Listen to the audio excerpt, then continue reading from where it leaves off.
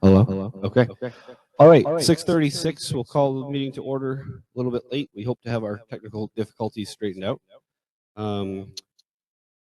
First agenda item is public comments. We've got 15 minutes if there's anybody that has anything they'd like to contribute tonight.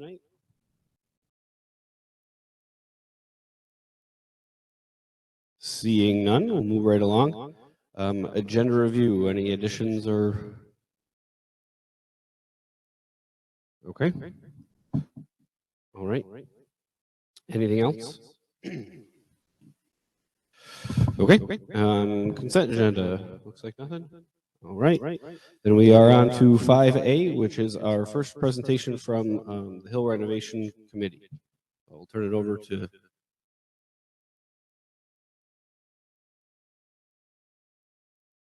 Can you hear me? Good. So we have a quick update. We just wanted to bring you up to speed where we're at and what we've been working on.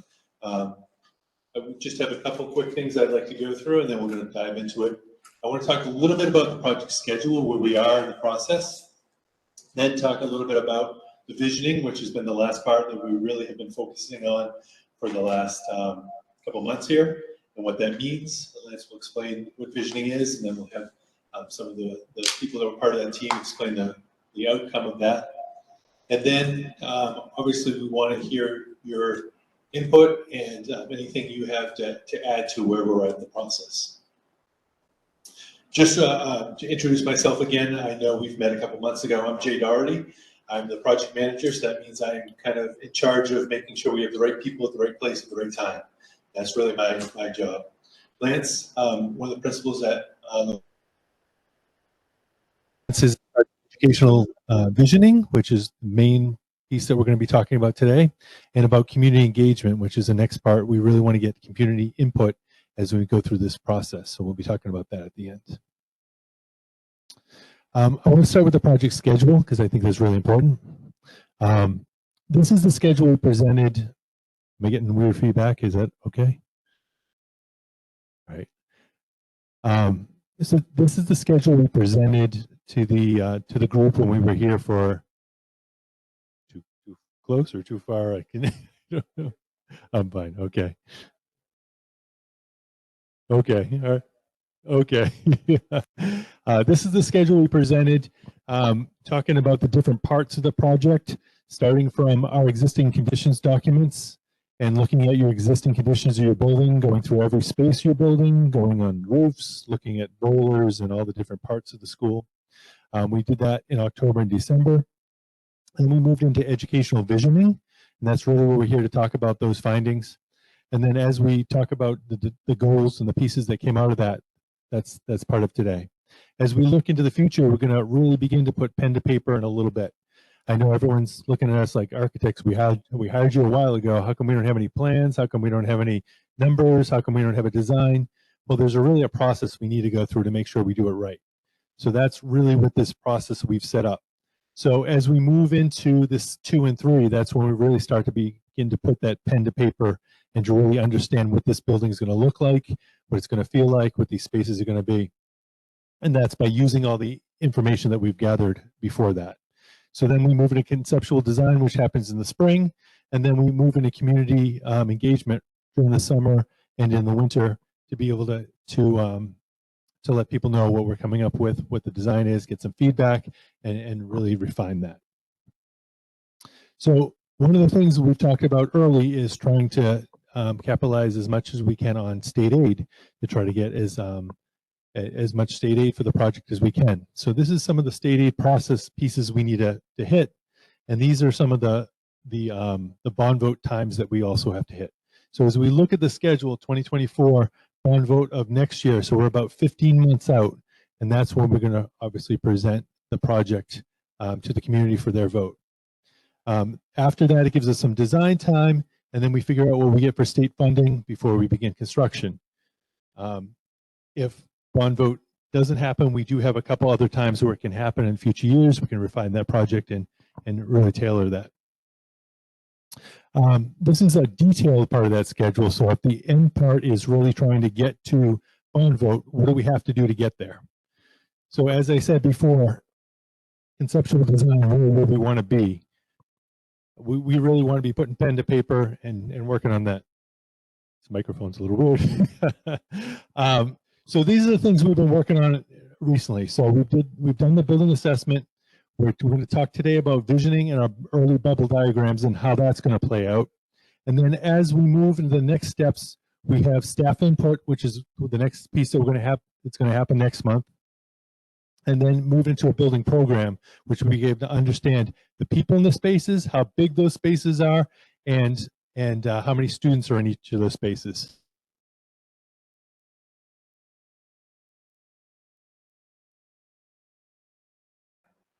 The other piece that really we want to dive into is your input and the community's input as we look at these designs and these options. We want to do, obviously, what the community wants and what you want. So getting that feedback is going to feed into that.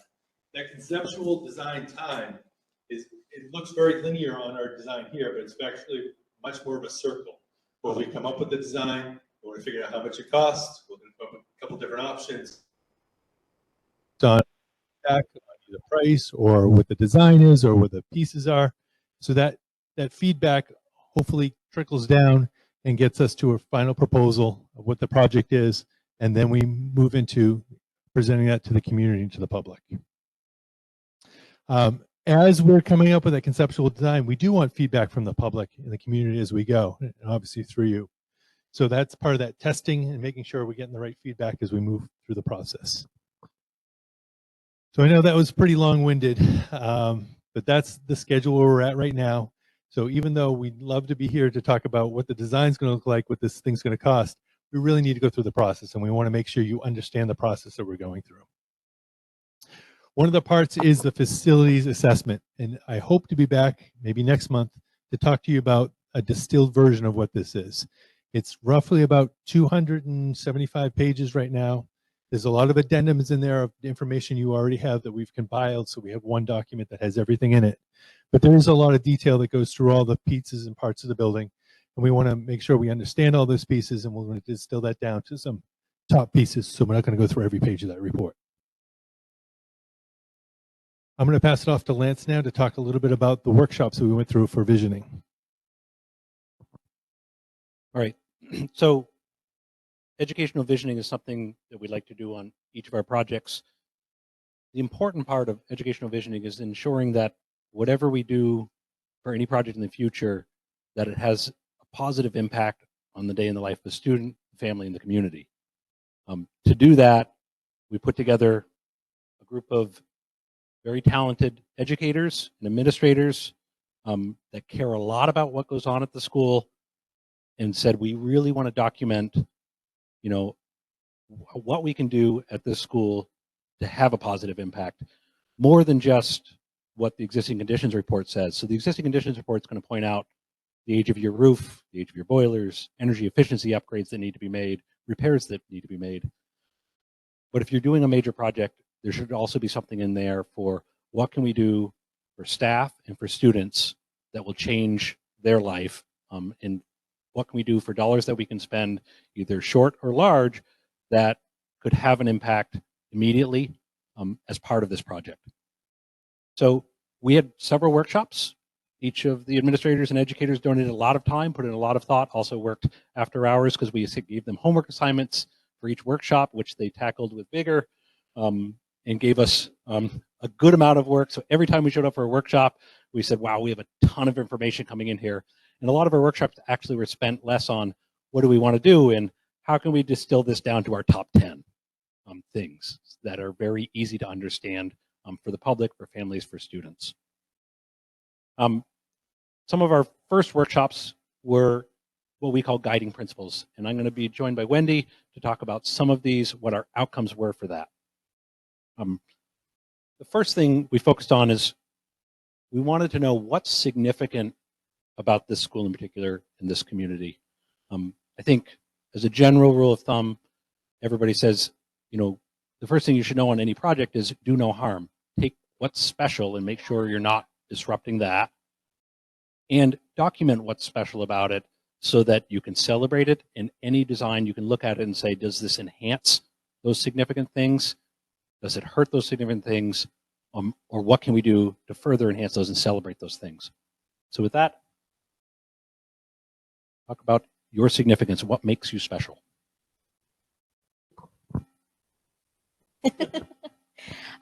So as a team, we sat down and the first question they asked is, what is our significance?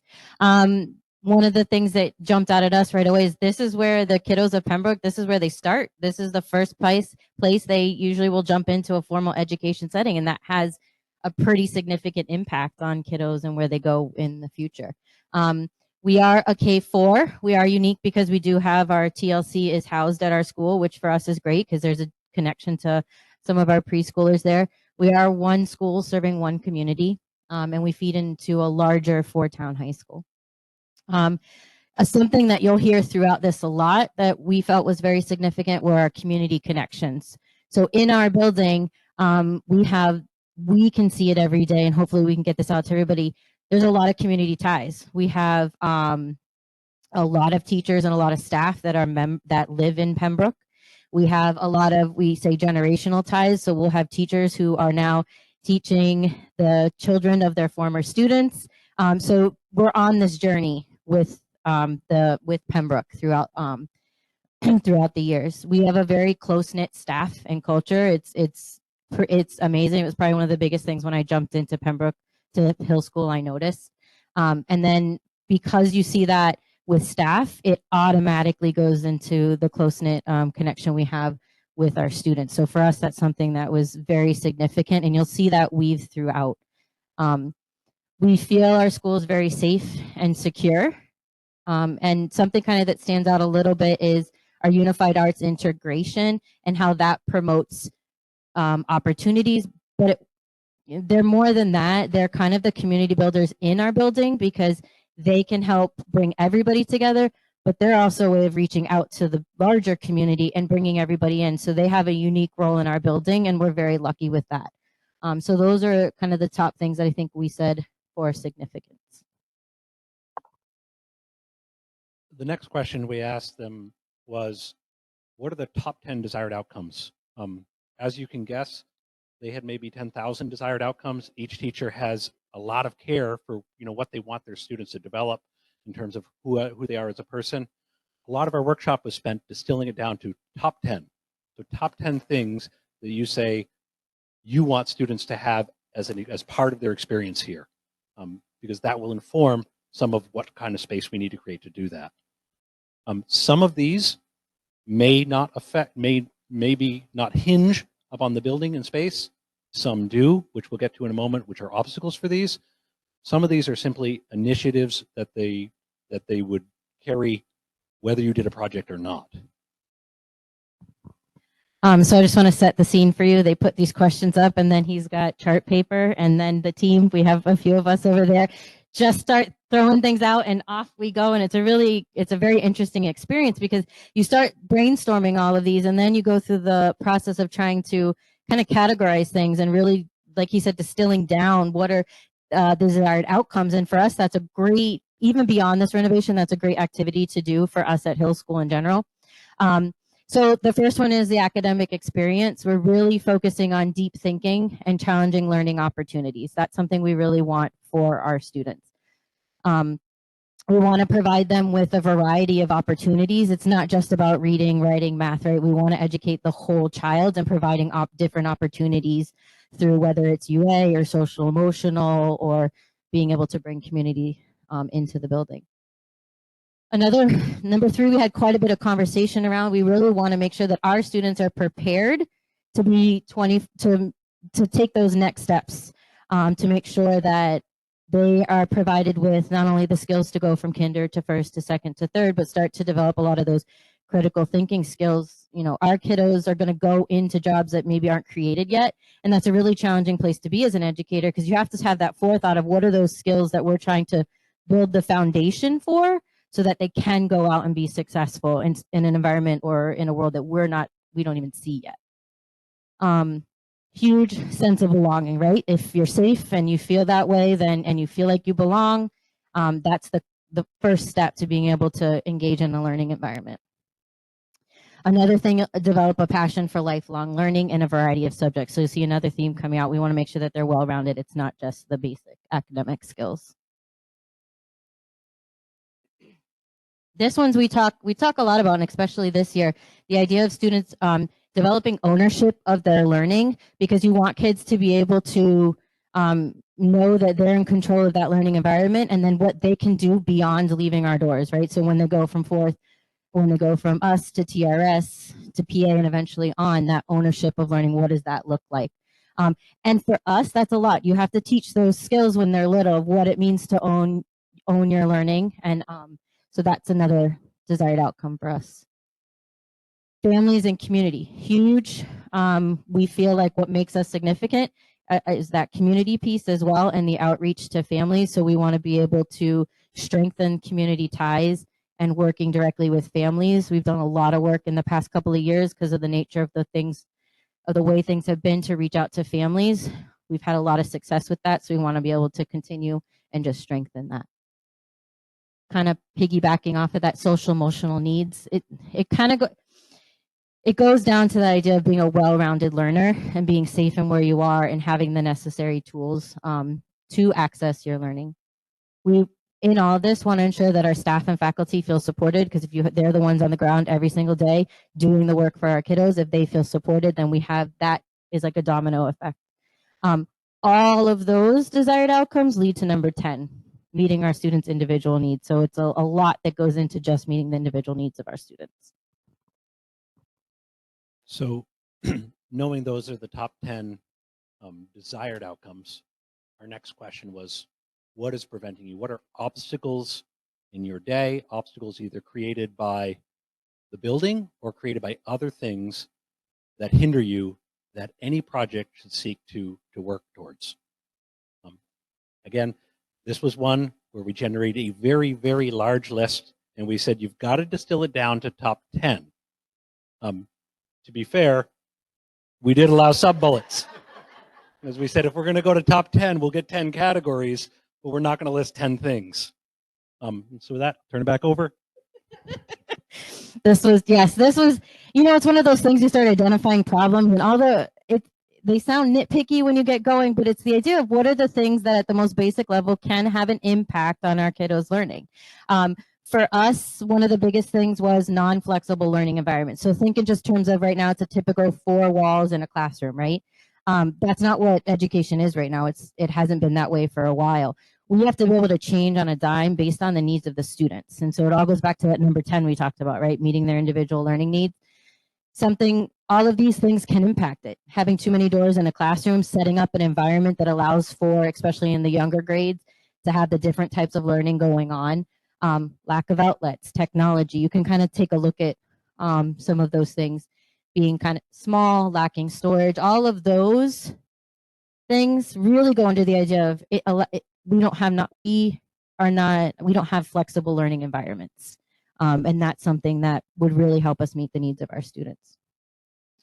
Another obstacle is lacking large all-school spaces. For us in particular, the gym, a cafetorium, I like to call it, dictates absolutely everything about our building, right? It dictates our schedule. We have all of our classes and schedules for, even if it's reading or math or UAs, everything down to student, when they're pulled for interventions or special education, centers around the gym, because we have to set the schedule to make sure that it's cleaned up and taken down. So it's a domino effect with all of these things. So that is really in particular why the gym has so much control over the learning of our school right now. But even beyond that, we don't have a space that we can bring the whole school community in to do that work. And it's really important that you do that work with our kids, because we're teaching them, right, how to be a bigger part of a community. When you don't have those spaces, it makes it a challenge to be able to do that. I'm sure you guys will hear lots about our storage is for resources. That's another one that was a big obstacle. It then prohibits us from having, access to different types of curriculums and things like that, because it's where you can actually store it. Currently, a lot of our, I think most of our closets are actual offices. So we're using our space very, as effectively as possible, but it does have an impact.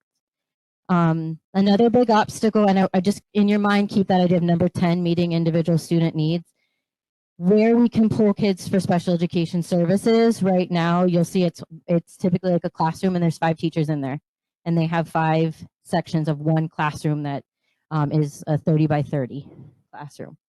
But even beyond that, if we're providing needs for individual students, if it's an intervention program, they're also not close to the classroom. So you lose a lot of time in transition, which you don't think about, but when it's 5 minutes there and 5 minutes back, we did the math, and 5 minutes every day is 15 hours of instruction over the course of a school year. So that kind of stuff. And then again, we need the flexibility to be able to meet the needs of our students because they're so varied now. And thinking in terms of appropriate spaces, indoor and outdoor, to allow us to do that work. Right now, we are very creative with our spaces. We have some amazing outdoor spaces, but even looking at how that can be enhanced. So as a classroom, you can go out and come back in, or what our spaces are, how they're being used now. This is a big one. School lacks staff support space. So one of the biggest impacts that you can have on a student is the professional learning of the staff that's instructing them. Having that space to being able to do that is huge for us. Right now, we don't really have that space. It's one office. I think there's 4 coaches in that office, and it's a pretty small room. But being able to have that would allow us to continue to have professional learning communities. So number 8 is we talked a lot about collaboration is something that's huge because that develops 21st century skills, right? They have to be able to work together. They have to be able to collaborate. Those are some of the top requirements for jobs nowadays. And the gym is the only big space we have, but even beyond that, sometimes that's too big for our kiddos. Looking at a space that we'd be able to pull 2 to 4 classes in to do some of that collaboration and community building. Number 9, the idea of community use, that's kind of the global, it's an opposite. We want to be able to bring the community in, and that connection with families when the community is huge. So there was a lot of talk about how, and I do believe Lance will go through it, how any space that is considered is if there's something big like a gym, how that can be used for the community as well. So it's having both uses. And we talked specifically about how that would impact the building if we had that, and what are some of the safety things or different things that would help so that we could then become a resource for the community. And then number 10, in our building, what it feels like for us is the building's divided. We have a giant ramp, and I know a lot of you guys have been in there, and it kind of cuts you off. You have, 3 grades down at the bottom, 2 grades up at the top, and you don't often cross. That's important for us in our building, to be able to feel connected and to have that sense of community, because when you're a classroom teacher, oftentimes it can feel isolating, but so being able to make sure that our environment is open to all of us is huge, for not only if you're working there, but for the students as well. So I think those were our top 10 obstacles, really not 10, but in 10 bullets. Top 10. So while we were together, we said we're doing a great job kind of documenting what we want to be able to do during the day. But we said this would be a great time, while we're thinking at this level, to develop what we call a portrait of a graduate. Now, a portrait of a graduate may not eventually affect it may not be what drives your solution from a conceptual science point, but it is something that will stay constant whether you do a project or not. It is something that you can tell families and students of, this is the expectations we're trying to instill here. It is something, though, that as we look later on at several concepts, we've got to ask ourselves, does this concept help us in this mission to develop this type of person? And specifically, what do these spaces do to further that initiative? And so with that, I'm going to turn it over to talk about Portrait of a Graduate, which is still in draft mode. Hi. Oops. Can you hear me? Yeah. So we looked at Portrait of a Graduate as something that we could say about our student moving all the way from kindergarten to 4th grade and everywhere in between. And we said, when we're looking at our students, our kindergartners, 1st graders, 2nd graders, 3rd graders, and 4th graders, there's 4 basic learning behaviors that we want our students to be efficient and effective and confident in. And so learner's mindset, empathy, citizenship, and collaboration are those 4 areas.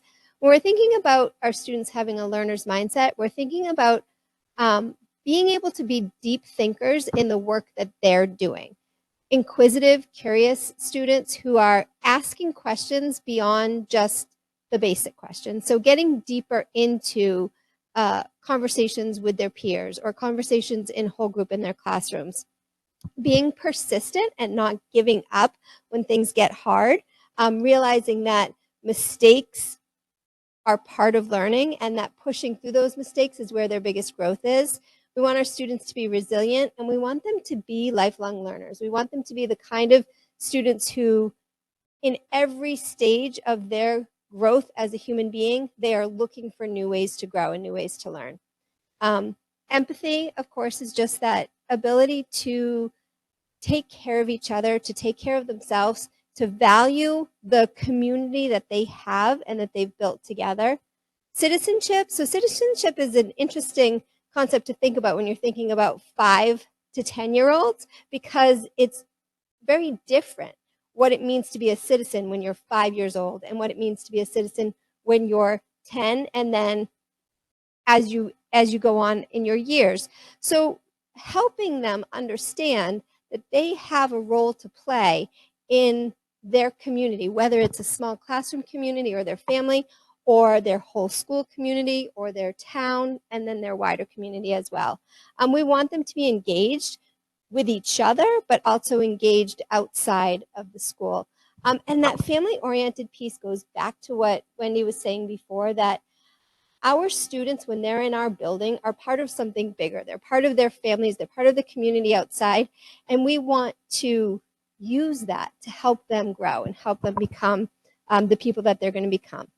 Collaboration, it's really fun to see young children collaborating. The work that happens, the learning that happens when students see that they're not just independent in an environment, they're working together and they're learning from each other, not just from their teacher. Actually, they learn more from each other than they do from their teachers. So that collaboration is something that's going to carry them on. Like Wendy said, our students now will be in jobs that we can't even dream of right now. There are things that they will be doing, collaborating with people across the world.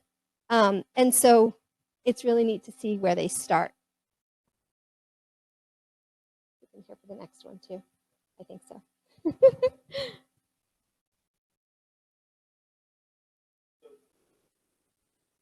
Introduce this one. From there, we said, well, what are the teaching, learning, training models that aren't currently supported that you think need to be thought of as part of this process? What kind of behaviors or what kind of those spaces or those environments do you think need to take place for you to do all of that? So when you think about the portrait of a student changing, you have to also understand that the portrait of a teacher and the portrait of classroom environments and school environments are also changing. So some of the things that we were looking at when we're thinking about our building spaces and what we need in order to be able to help our students, we need breakout spaces. We need areas where different types of learning can happen, where students who are being pulled for small group instruction don't have to, walk outside the building and across the playground to get to the portable that they need to do their services in. It's small little spaces that are near classroom environments where materials and resources can be accessed and students can move in and out quickly. This was already touched upon a little bit, collaborative learning spaces for multiple classes. So having a space where a kindergarten class and a first grade class might come together, or a kindergarten class and a third grade class might come together, or 2 fourth grade classes might come together, and do that collaborative work that stretches across different areas, maybe different curriculum areas, or students are reading together or writing together. We talked a lot about kind of these two together, the small maker spaces in classrooms, but then also having a destination where other projects can happen. and having students have access to materials and space where they can have a vision of some type of project that shows their thinking, that shows their learning, and create an opportunity to share that with other people. Individual learning spaces. So this is kind of something both in classrooms and outside of classrooms, having places for students to go. As much as collaboration is also, you know, where it's this great strategy that and learning tool that kids are using to grow, they also need a chance and a space to learn individually. They need a place to read quietly or to write quietly when they're working on that independent work. Quiet spaces for testing. So depending on different students' needs, you could probably imagine that a whole classroom full of students testing at the same time doesn't always work for everyone. Sometimes we need small spaces where one or two students can just have a quiet space, maybe take some breaks during testing, go back to it without feeling like they're interrupted by the whole group. So right now we don't have a lot of this. You see these things happening in these tiny little pods or out in the hallway. And it's not the best environment for our students for testing. Smaller office needs, so having an opportunity for a staff member to make a phone call to a parent or to have a small group of people get together and meet on a student. There's also not a lot of office needs, and we tend to do some pretty crazy scheduling to have our meetings happen in the building. So knowing those big picture overarching goals, all of the things that they said they would really like to do, the obstacles they face, our next assignment was a lot of homework to say, tell us about the types of spaces, show us in pictures the types of spaces you're talking about that should be considered as part of any kind of solution. Now, we just kind of articulated all the types of activities they want to do, but a picture is definitely worth 1,000 words. We started with about 1,000 pictures. So yes, thanks. Maybe 900 of them came from one teacher in particular who really takes homework seriously. But we had an opportunity to not just say, here's kind of a Pinterest board of all the different things I would love to have at the school, but to discuss them, what we liked about what was in the images, why we like those images, what works in the images and what doesn't. Take an attempt at distilling 1,000 pictures down to just a handful in a couple different categories. First general category we talked a lot about was welcoming arrivals. So when we said we want students to have a sense of belonging, that means coming in the door and feeling like I'm part of a community here. When we talked about having the community use the space, we said we wanted a space that is welcoming, has a clear sense of entrance, that the community says, I know where to go in. And then inside that, having a clear wayfinding direction where students can say, I know where the library is, I know where the gym is, I know where my area is, but a real kind of sense of belonging inside there. Also giving students a chance to take ownership of that. So when they say we want to be confident and we want to develop empathy, we want to see what other students are working on. So whether it's with direct visual connection or giving students the opportunity to have pin-up areas and say, this is my area, this is my artwork, I'm going to celebrate that. So that's that community space right inside, as well as outside, being set up on a site where there are areas to wait for students getting picked up, as well as areas for the community to wait to access some of those spaces. When we talked about larger spaces, there's several categories here. As you heard articulated right now, the gym drives the schedule. Physical education, sports, definitely a huge part of their day, but we'd like to see spaces that are multi-use in addition to that. So from a community standpoint, we said, even the community will benefit from large spaces in that community's interests are often also dictated by sports. So if somebody would said, I would like to come in and do a presentation, or I'd like to come and do a lecture or a meeting, they would first have to check the sports schedule and say, well, the gym's booked with sports, so a lot of times those things get bumped. What they envisioned was if we could set up spaces like a cafeteria that would also work for an auditorium or a presentation or a couple classes to meet, that is not like you're sitting in a gym, but that has good acoustics, good AV, that would be both a community asset as well as a daytime asset for kids. So whether they're doing a presentation or something like that, but create a space that works not just for eating lunch, but also for a myriad of other things. 2 to 4 classes can meet, that kind of thing. Also create spaces that like a library that has areas where classes can meet, where individual groups can work, but that the community might also be able to use. So maybe it has conference rooms, that professional development can happen in the corners of that library, but create a space that some of these sizable areas that can be used for a lot of these things and cross as many things off the list that we have for obstacles with a singular space. Project-based learning areas, you have a wonderful iLab now that is a good project-based learning area, and it's one of the things that makes it unique. We said, let's give that area, you know, that the space it needs for kids to immerse themselves. So early on when we said kids should really be focused on one area and develop deep thinking, that means we do have some space that they can immerse themselves in the activity they're doing that is large enough for both the student resources, so they can do multiple projects, but also for students to have their projects so they can work on a project more than just one block of the day. So good sized enhancements to hands-on learning. That hands-on learning should also start taking part in celebrating that as part of your school community. So when we say one of the unique things about Pembroke Hill School is the integration of unified arts, that should be celebrated when you walk down the corridor. You should see other students work. You should see what other students are working on. You should even have an opportunity to see students work as part of that activity. So you can celebrate that. This is what makes us unique. And this is part of that collaboration where the current school kind of feels divided. These are one of the areas where all the students are using those, and those are the kind of a destination. We did note that a lot of that hands-on learning does start to translate to some of their outdoor work, in that the outdoor work, they'd love to see it integrate into some greenhouse areas and some outdoor storage areas that would support some of this work happening both inside and outside the building. Talked a fair amount about small breakout areas and all the different uses for that. What we described in some of these photos is it doesn't need to be huge space, and these aren't big investment spaces. These aren't expensive areas, but they do need to be co-located with classes where we could essentially say 4 or 5 classrooms could share 1 or 2 breakout areas, share some small spaces that students could meet individually, where students could feel connected to 1 or 2 classrooms and still have a small breakout area and accomplish a lot of what the pull-out model would work with as. At the same time, we felt that was a good opportunity for students to have areas to post things and for good storage in the corridors to just be able to say some of the space comes out of the classroom to give the classrooms a little bit more flexibility.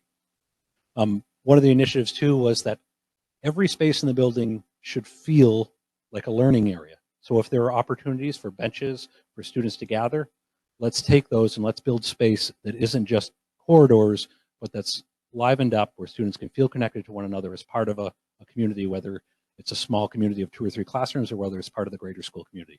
Let's look at every area of the building as to what can we do that students could actually use the space and it's not just egress area. Right-sized classrooms. So, you know, number 1 on the obstacles list, give us flexible classrooms. And a lot of, if you read through that, is in order to get flexible space, they need to be sized properly. So areas like band and art, a little bit different sizes than some of the other spaces. But in the end, they said, you know, get us good acoustic areas, good natural lighting with classrooms that are easily dividable into kind of workshop zones with good storage that can be hidden away and good natural light. All of these things together make for a classroom that a teacher can reconfigure each day, each week, each semester to use in a flexible way.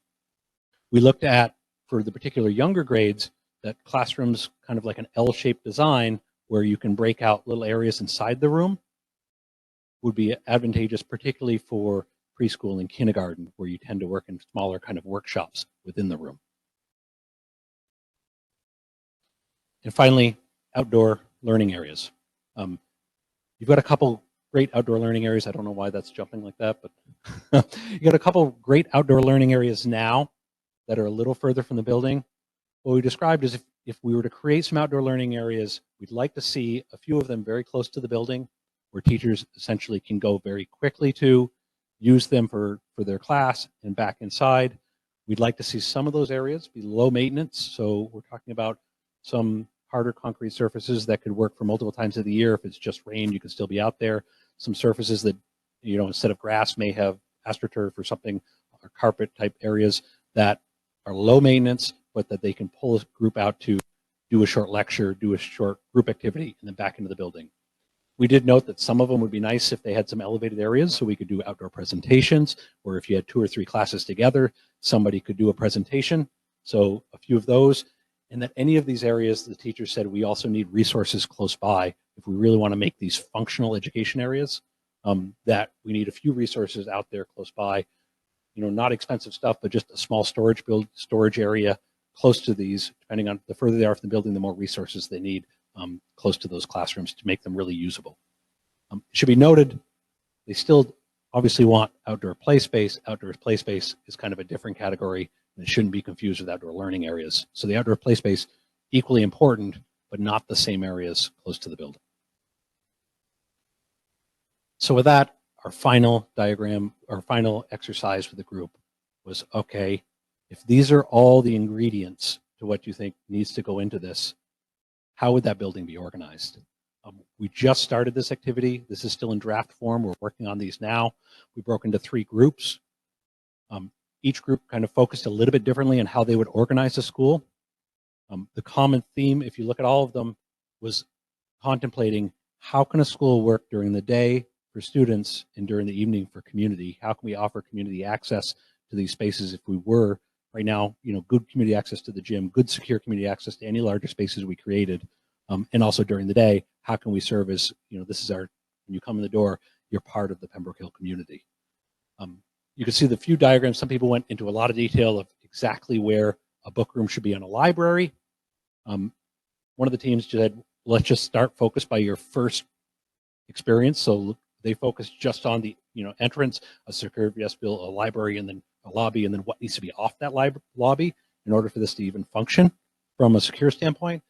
And one of the other groups went above and beyond and got all the way from the lobby to the gym to the cafeteria, and who should be next to who. You know, how close should the music, if the music is close to the cafeteria, that benefits presentation and acoustics.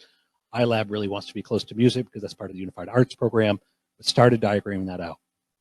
Now, ultimately, any solution we create, we now have kind of a set of criteria that it can be judged against. We may not eventually have a solution that solves absolutely everything, but we should always look at every solution to say, how many of these things did you accomplish? Because this is really the justification for what we're doing.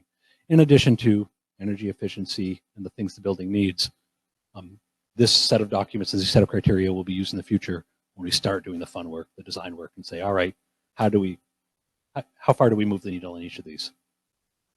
With that, I'll turn it back over to questions many of you might have on that workshop and the outcomes of that. Any questions? There's a lot to take in. Thank you very much. Thanks to the teachers that have been working on it.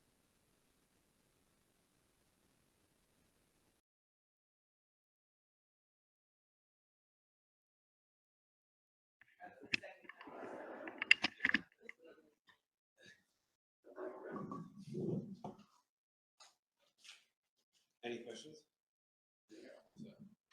So I know it's still early in the process, but basically we're looking at an end date if everything goes to plan of August the 26th. So my question is, once construction starts in June of 25, we've got essentially 14 months, 9 or so of which have kids in the school. What is going to be going on, you know, from June till the end of August 25, you know, and then when does the major construction start? I'll just say what I was thinking, like more of a renovation thing from that June of 20.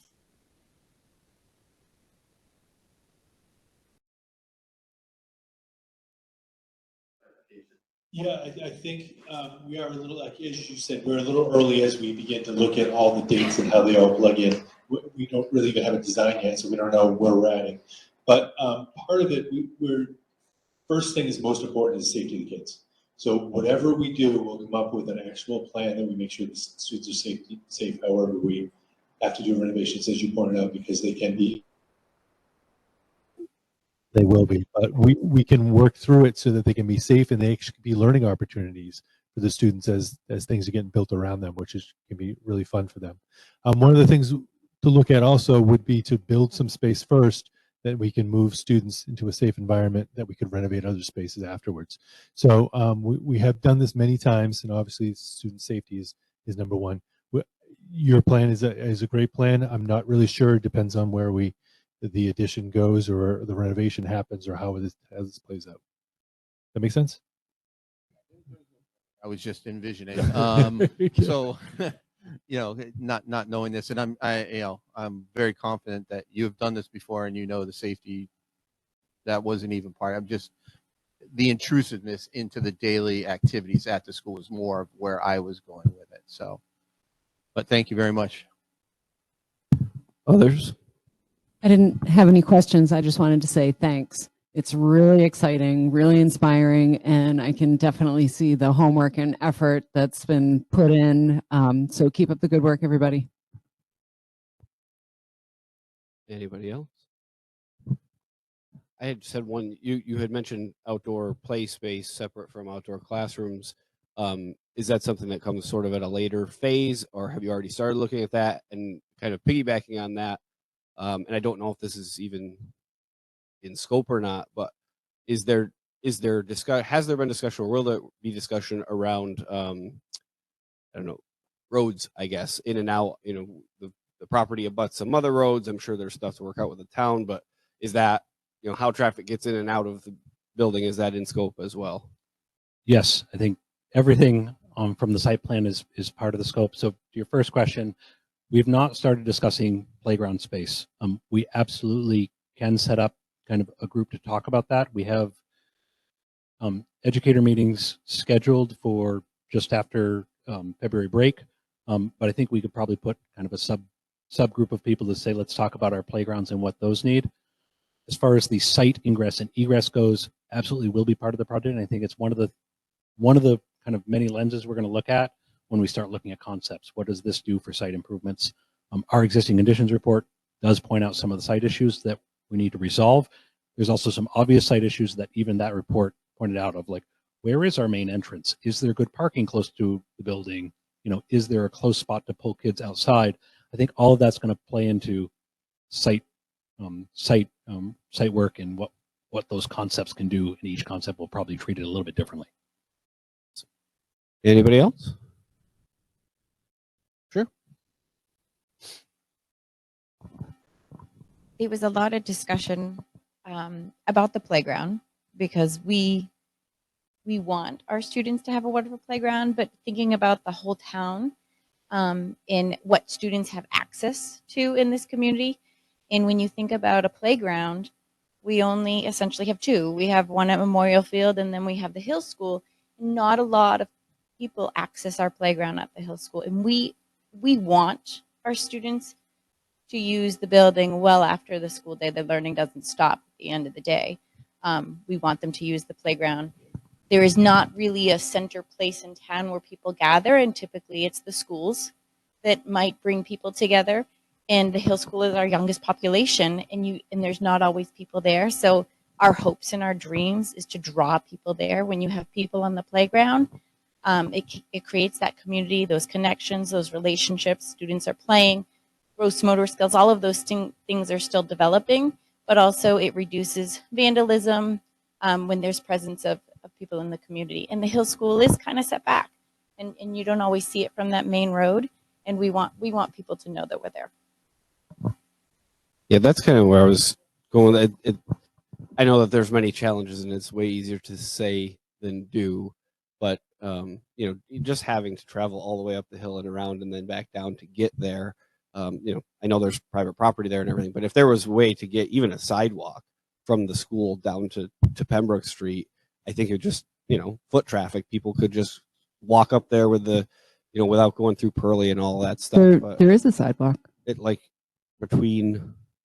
Yeah, Pembroke Street, right up, and then there's a crosswalk. But what's not clear is whether you can park where the buses go on the weekends And the current environment is, I mean, honestly, I live very close to the school. And when I first moved into the neighborhood and I started taking my kids to the playground on the weekend, I was like, oh no, am I trespassing? Like, are we allowed to play here? So for the first time in my life, I'm so happy to hear, like, oh, those years we were allowed to be there. Awesome. Any other questions, comments? Okay. Well, thank you very much. We look forward to hearing from you again. One last point. We'd like to now take this information, share it with the staff, and then start sharing it with the community. Some of this work, we're hoping that you guys are comfortable with that, because we want to start telling the community about some of this stuff and doing some of the community engagement. Although it's very early in the process, we want to start sharing that as much as we can, and want to make sure you're comfortable with this with these documents before they went community wide. Yeah. Any concerns? I just have one comment, which is you made some nice verbal disclaimers that aren't on these documents. You know, something to the effect of like, oh, I know we're architects. We're supposed to be like showing you pictures of buildings and stuff like that. Why are we talking about all this word stuff? You know, well, it's because we need to make sure that the buildings do what, you know, they need to do and all that stuff. It would be nice if somehow could be some sort of like concise explanation that went along with them, because you made that disclaimer because I'm sure you've gotten that question a lot, you know? Yep. So a couple of the ways we saw is being able to share documents with the community, absolutely putting some information online, but there's got to be some explanation. What am I looking at and why am I looking at it? One of our goals, though, would be to have like a community Zoom type meeting where we can give this same presentation and have parents, community members tune in for a short presentation and be able to do the same thing we just did and say, we want to talk about the school. We want to talk about why we're talking about the school. And we want to tell you about what these documents mean. Because I agree, if you were just to launch this website or this slideshow online, everybody would look at it and say, I don't even know what I'm looking at or why I'm looking at it right now. So I agree with your point, and I think that's consistent with how we're going to share with the community of try to do a few presentations and then put some information online that explains itself. To that end, if we kind of stay in communication, obviously we have to present our budget and everything in March at the school district meeting. I think it's probably a responsible thing to do to mention to the community that this project's moving forward.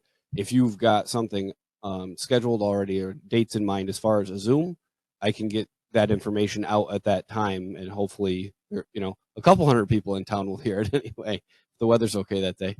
So we don't have a date yet, but like everything else that gets done at the school, we just threw it on Wendy's shoulders and said, pick a date and we'll be there for it. So dates haven't been picked yet, but absolutely Wendy is the chief doer there as far as that goes. Sounds good.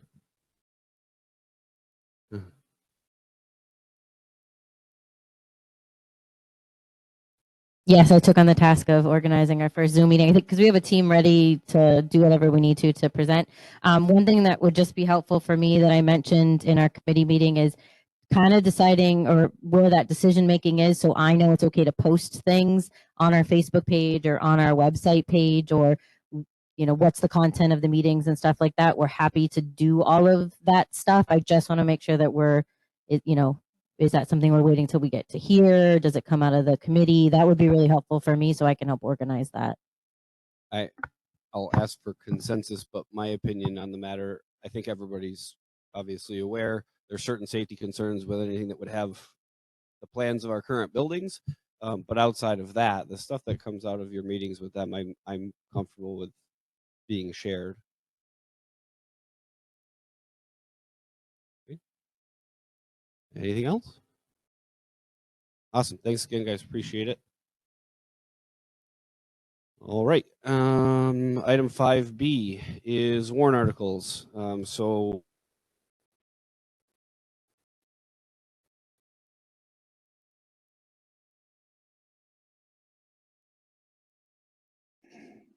two meetings ago now, the committee had some recommendations on the layout of our warrant, as well as a couple of questions about why we funded some things the way that we are. So specifically, so we talked a little bit about what was we have an article for $155,000 as a direct raise and appropriate to put into the school building capital reserve fund. Then we had an article to use some of that money. And then we had another article for $50,000 to put money in, but from surplus. And so the recommendation from MBCA was order-wise to do the spend articles first, and then the articles that would put money back into the fund to make up for that spend. And then they also, on that particular set, recommended that we do them as one and do them all from surplus rather than a direct tax impact. Excuse me. I think the overall rationale for that was that we've not had a time where we haven't been able to fund our surplus warrant articles. And on the surface, I agree with all of those recommendations. So I asked Patty to throw that together. Similarly, I'll get the numbers wrong, but we had another one where we had the putting money in first and then spending it in the next one. So we looked to reverse the order of that one. And then there was an item for $10,000 to the technology trust. And the feeling of the MBC when they looked at our balance on that capital reserve, I was at 58, 68 currently. And, you know, servers are $12,000, $15,000. So the feeling is we've got plenty in there to replace a couple things in an emergency situation.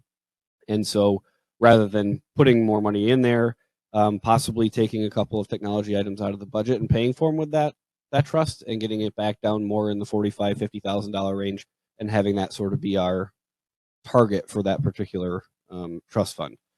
So again, I kind of went ahead and took the initiative and asked Patty to write this up because they all made sense to me, but that doesn't mean that they have to make sense to any of you. So that's kind of what we need to discuss tonight. We also, in item number 2, last time, Stacy, you weren't here, but we made some changes at that meeting and we sort of did some back of the napkin math, and the number that we put in warrant article number 2 is wrong. So the correct one's in there, and this one, it should be noted, is the one that we took to MBC. Patty had that figured out in the 2 days in between. So warrant article number 2 has the correct number that we took to MBC. However, if we make any changes like paying for some of that technology stuff out of trust rather than the budget, that number could be modified slightly tonight. So that's my intro. Patty, I don't know if you got anything that you want to. So I did if any of you are in your drive, I added some tabs to that cut document that you'll see.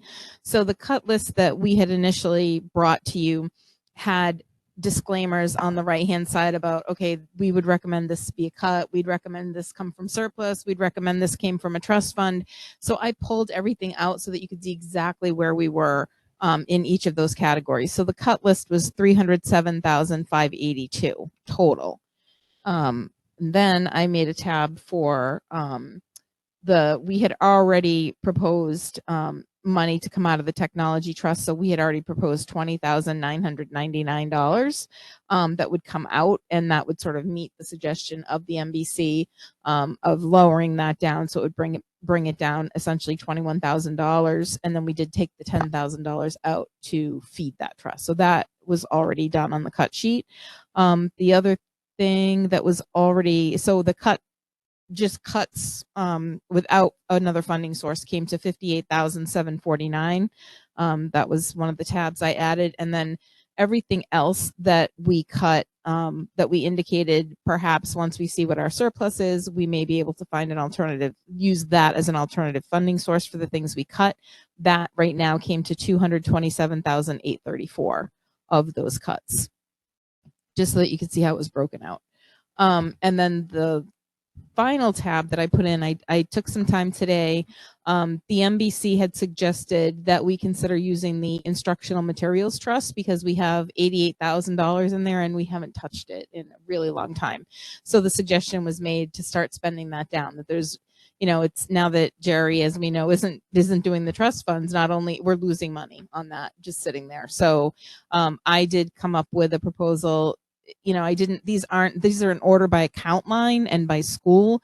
They're certainly not listed in any priority, and I certainly, you know, don't recommend or not recommend any one of them, but we could just go through quickly if you're okay with that, with what my thought process was. So the total, if you choose to, it's 49,000. So I really just went to where I thought there would be instructional materials that we could cut, which would be really the NBC suggested books, and that's a great example. So I focused on some books, and then I focused on some equipment, and then I indicated in the note section what type of line item it was in terms of if it was just a straight increase to the budget. Some of them were cuts to just make it level funded, and then some of them were level requests from last year, so it would actually lower that line from the prior year. So for Pembroke Academy, for instance, I also put the line number. So where it says English books 215, that's the line number in the budget where you would find that. So for English books, the current number in the budget is 4,850.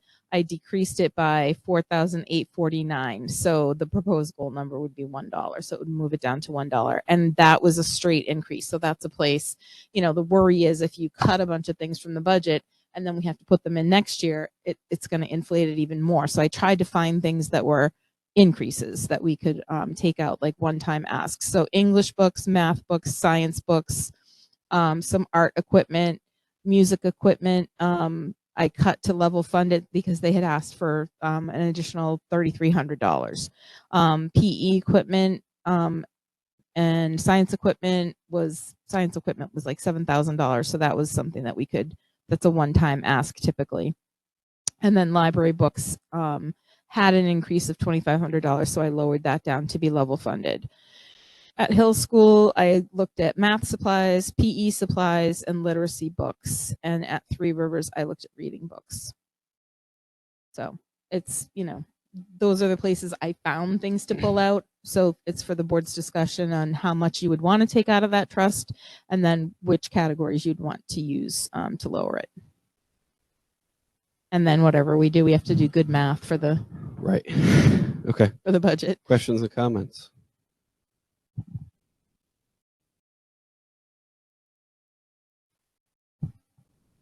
Saying these would all come out of the trust.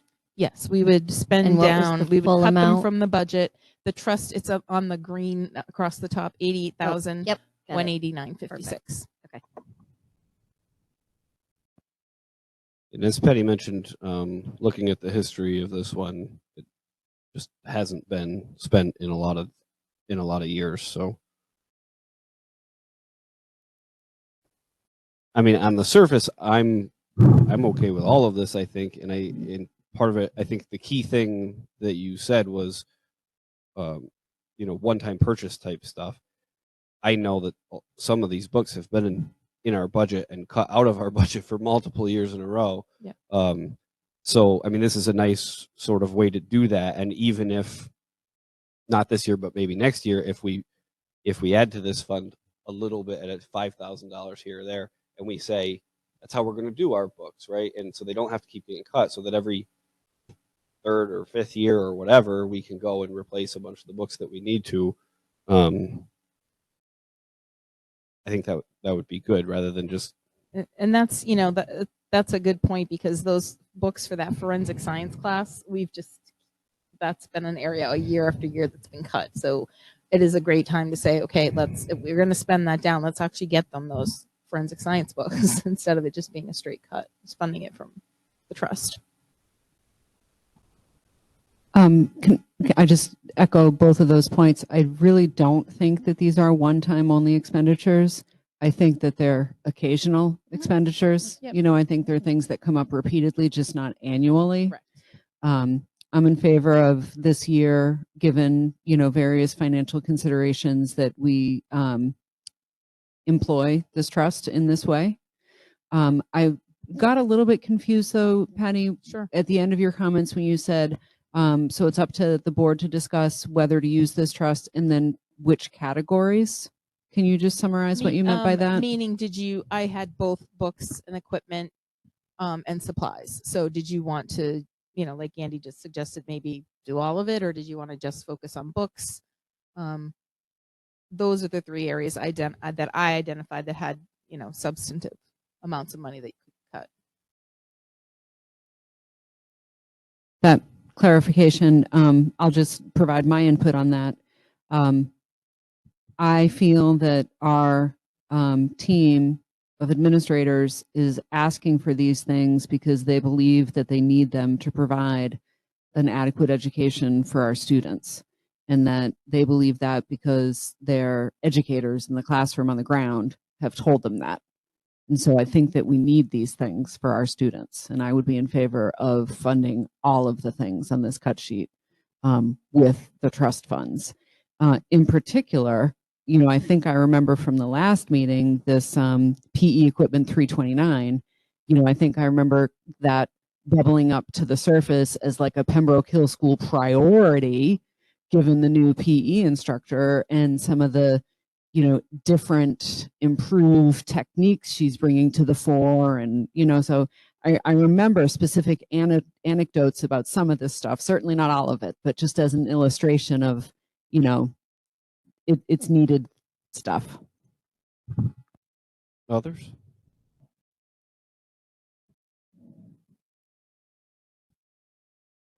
Nor comment. I'm good with funding it from the education trust. If we haven't been using it, I think it's a good time. Patty, do you have any concerns that we might not be thinking of taking this down to what would be $40,000? Because as the NBC pointed out, I don't even ever remember drawing on that trust, and somebody with more tenure than me, and I've been here a long time, might remember why it was established, but I don't ever remember a day when we weren't provided with the instructional materials that we needed. So to have a trust fund for that, I'm not sure. Yes, sometimes we need a class set of books. It's $9,000, and we put it off for a few years, and they're ready to fall apart. But we've never been so desperate that we had to turn to a curriculum material trust. And so that was kind of something that I was going to go to eventually is, do we need, should maybe I'll ask it on Thursday too. Do we need this? In my mind, and obviously there will be other boards in the future, but as Amy kind of alluded to, the school, you got to buy books. Like this is stuff that, do we really need to have this trust for what seems like basics? That should just be in the budget. Mr. Fleury, I think, has a comment. Sure. The last time you drew funds from that was in 2017. The fund goes back probably better than 15 years. I was on the board when that was enacted, and the idea was that you have some very lean years where the taxpayers don't hang you in effigy, and that's about it, and you end up with no appropriations for school supplies. The purpose for that trust was when you get into a situation like that and you need something, even if it's 500 or 1,000, the money's there. You hold a school board meeting, public hearing, you withdraw the funds, you've got the stuff that you need to work with. Good enough. Thank you. So I think this is a good time to bring up and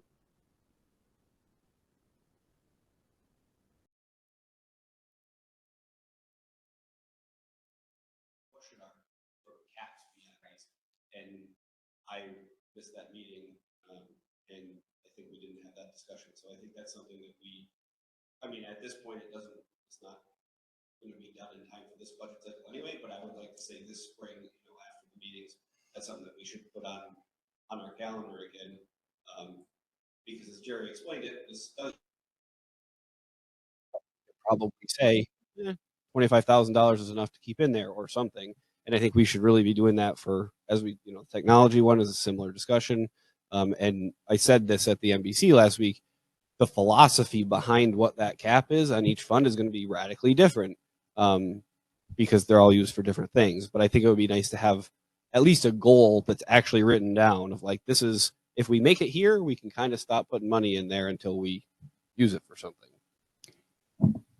Andy, I would like to respectfully counter propose that we kick the can a little farther down the road on that and prioritize instead agenda space for planning for our strategic planning. Duly noted. Okay, so I know Peter always says when in doubt, take a vote. So does somebody want to make a motion about like making this official? I would like to make a motion to fund the $49,122 as noted on the cut sheet revised 11723 from the Instructional Materials Trust. I'll second it. All right, any other discussion about those? Okay, then all in favor of funding the 49,122 from the Instructional Materials Trust, please say aye. Aye. Aye. Any opposed or recusals, abstentions? I'll tell that story another time. Huh. But it's just this. So the because that's what I was kind of confused about. If it depends what.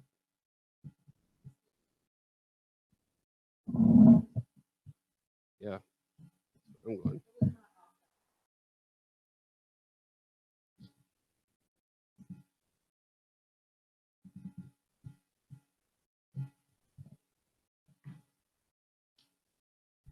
This is the 29801273. Yeah, so I got 29,752,151. So what you got, Stacy?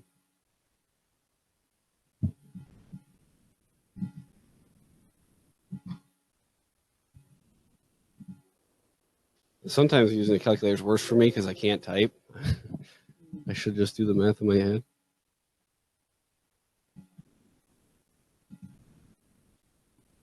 That's what I got.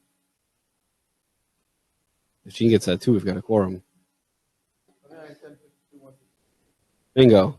Which we all agreed last time too, and we got it wrong. So we'll have Amber double check, but right.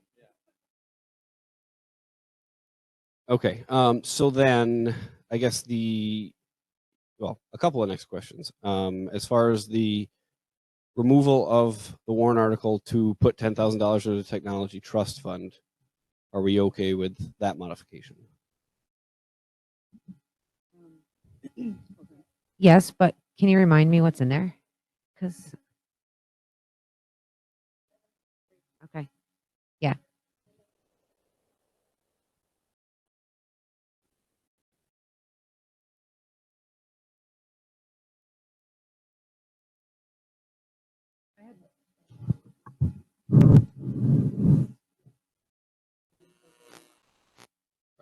So I'll Yeah. sit at roughly 50, 48.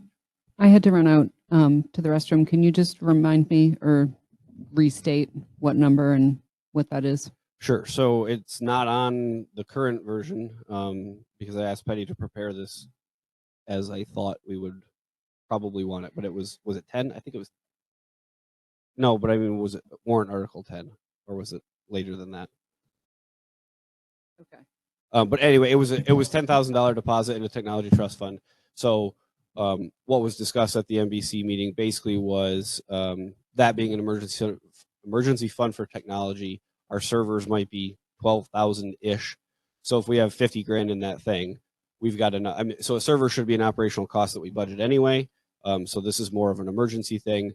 With 50 in there, we can cover multiple servers, wireless access points, any sort of emergency that should come up. That should be more than enough. So rather than it's at 68 now, rather than putting 10 in to make it 78, instead we don't, and we use 20 of it this year for something that was in the budget, so it would sit at 48 and change. And that, going back to the conversation from a minute ago, $50,000 might be our sort of target on that fund. Okay. Well, thank you. And do we have input from Josh Berube on that?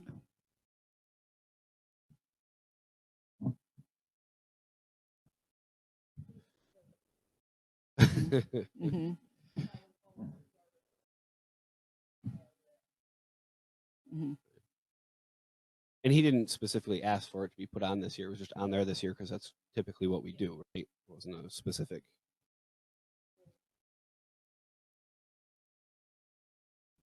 Right. Okay. Yeah. Yeah. Okay. I would like that from, and Josh's input is going to be It just important makes me a on little some of bit these. nervous when, the budget people say, oh, 50,000 will be fine. And the technology people might be like, what? I think he would have issue if we had not suggested to fund one of those items from the surplus and then we cut everything from the budget. I think then he would say what, but we left those things intact, so I think we'll be okay. He's doing a really good job at keeping things resupplied when they're at end of life.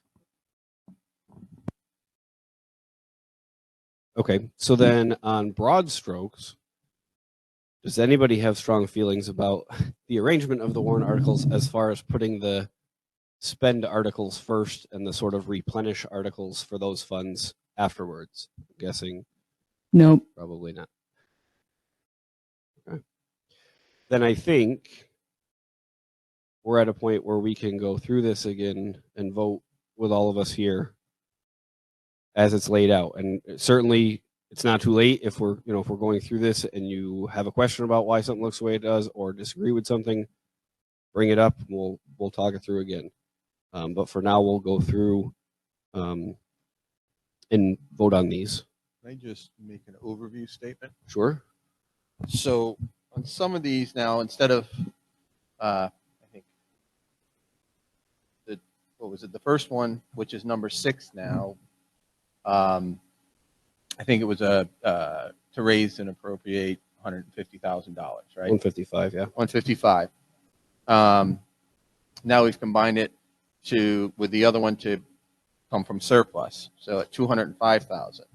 The very next one, $250,000, number 7, to come from surplus to go into the site improvement expendable trust fund, again from surplus. And then we have number 8, 7,000 to vehicle expendable trust from surplus, and number 10 for 25,000.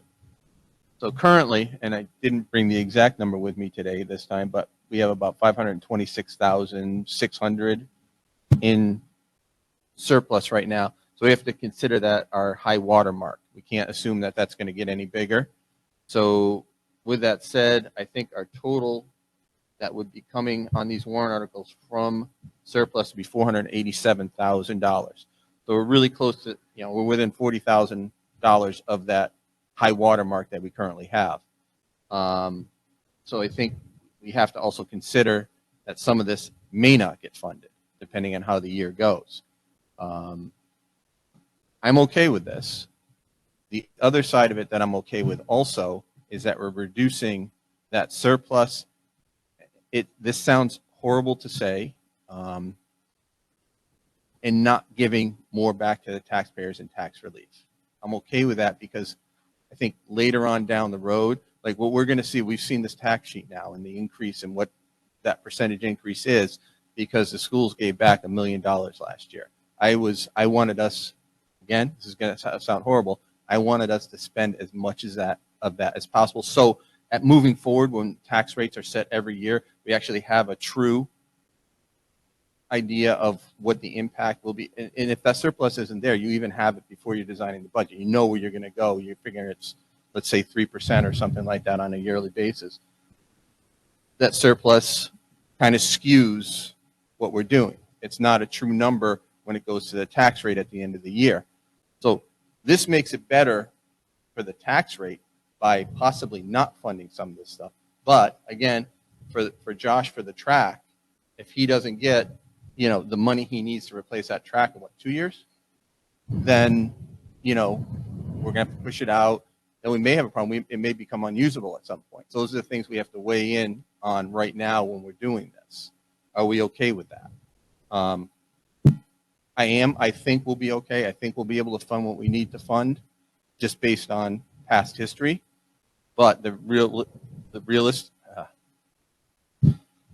reality of it is that something could come up, and we may only end up with $300,000 in surplus this year, which is going to be a big hit on the new track or some of the site improvement, or other, the building expendable trust, things like that, are important. So I just want to make sure everybody's on board with that, understands that aspect of it. Yep. All right, my overview. So. I agree with everything you said. I was thinking about that as I was looking at this yesterday, and I think in that lens, I like the way that these are ordered. The last one, the 25,000. Not saying it's not needed or it wouldn't be on there, but I think we're going to be okay.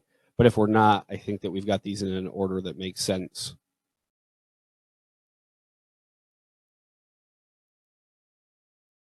But what do I know? So we're all guessing here. Okay. Any other questions or comments before we start going through?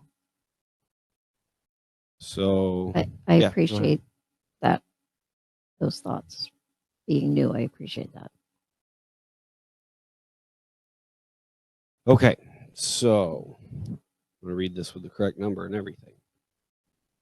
So I'll read them, and then if somebody wants to make a motion, and then I don't think we need to read them twice.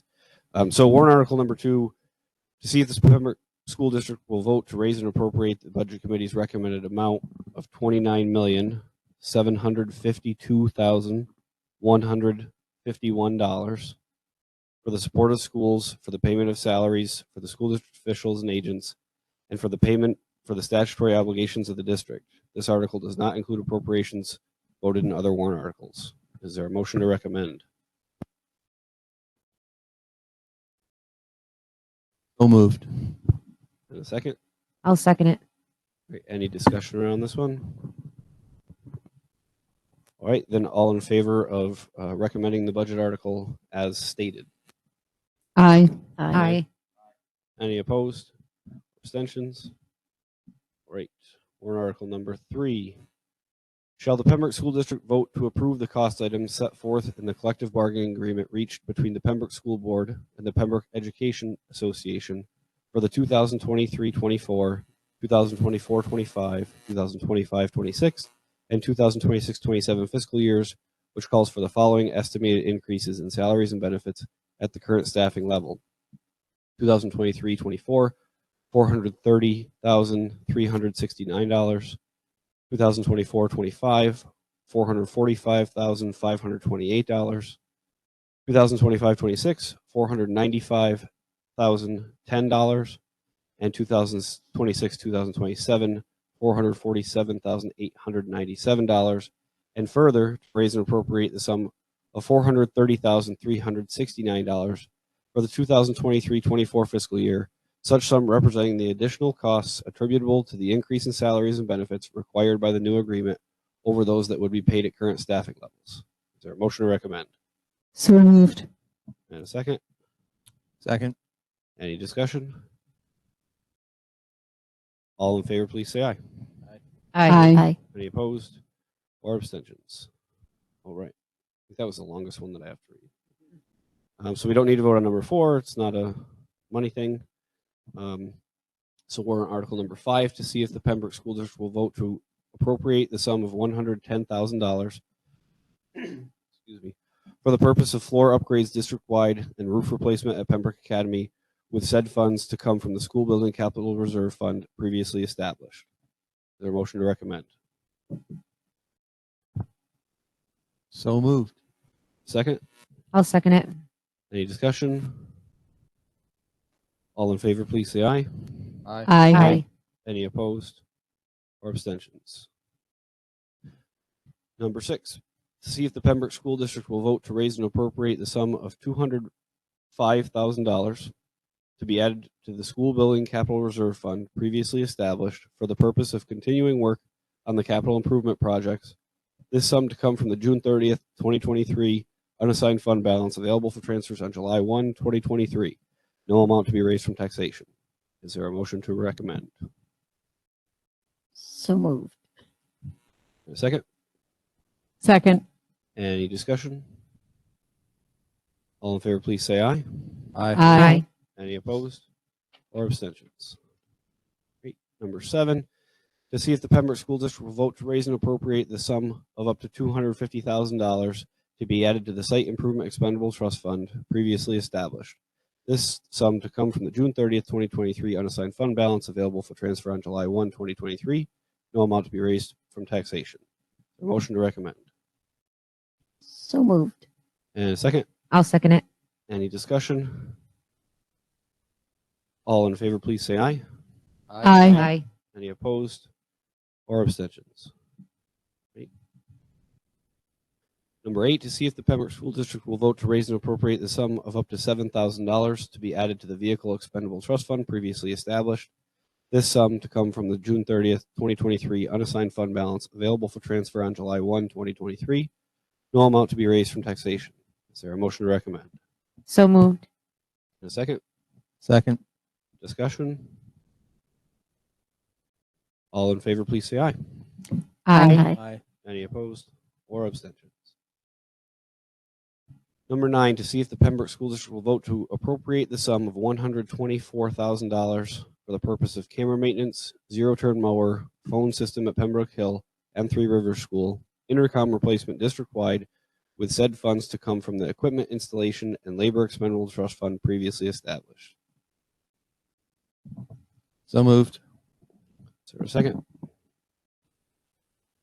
Second. Any discussion? All in favor, please say aye. Aye. Any opposed? Abstentions? Number 10, to see if the Pembroke School District will vote to raise and appropriate the sum of up to $25,000 to be added to the Equipment Installation and Labor Expendable Trust Fund previously established. This sum to come from the June 30th, 2023 unassigned fund balance available for transfer on July 1, 2023. No amount to be raised from taxation. Motion to recommend.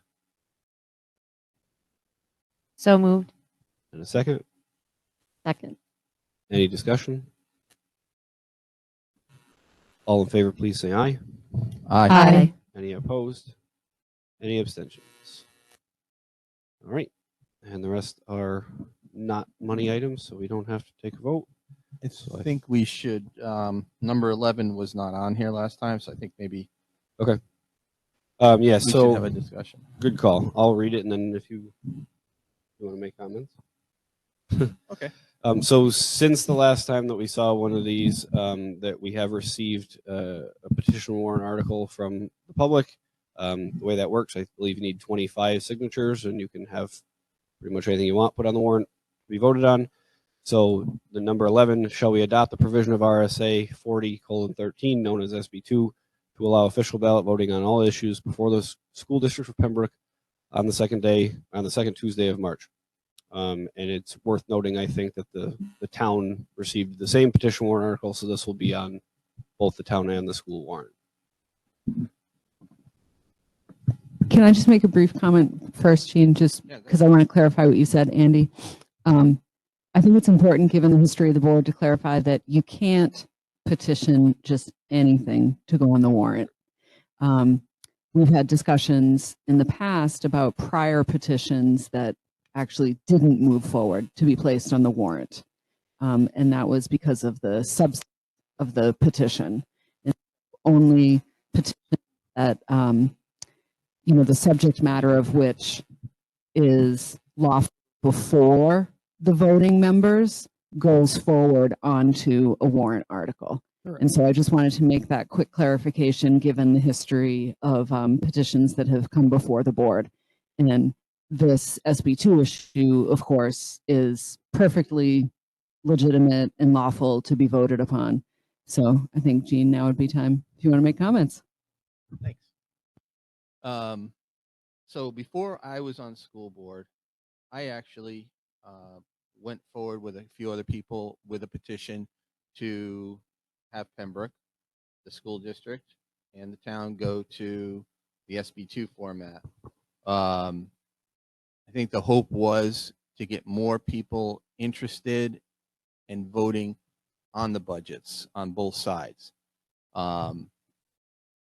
We did that, got it done early, and then we started doing some research into it and found out that it was not advantageous to really anyone to go SB2. Therefore, we actually pulled that warrant before it could be voted on in 2018. Or maybe we talked it down. I can't remember exactly. So, you know, I am opposed to this warrant for the simple reason that I don't. What it does is it gets more votes. It doesn't get more interest. There were 40 signatures on the petition. I would be surprised if there were 40 people on February 2nd at the public hearing for the budgets of both the town and the school. At that point, that's it. You go to that meeting and you hear both budgets presented. You can ask questions back and forth. You can even change things along the way. After that, there's nothing. You wait until, well, our voting is March 17th. It's a Tuesday. That's the next time you would have any say in the budget at all. But in our current format with the town meeting, if people show up, they can come down on the floor. They can ask questions again or for the first time. They can petition to amend any articles on these warrants to either change them, add another one, whatever the case may be. Everybody talks about democracy. The only true democracy that we have in this country right now is at a town meeting, where the people are the legislature, we are the governing body. We have to listen to them. When you're just voting, you look at something, you know, many times, and I'm guilty of it in the past when I wasn't involved. You know, it's just a cursory glance, didn't spend a lot of time, didn't get to understand anything. I'd vote yes or no, depending on which way my mood was blowing, maybe at that point in time. So I am, you know, opposed to this warrant. Hope it fails. And just offhand mention Deerfield, which is now an SB2 town, has a warrant to go back to the town meeting format because they have had problems with it in the past, so many problems with it in the past. Again, it doesn't pique interest. All it does is get more votes. Thanks. Others?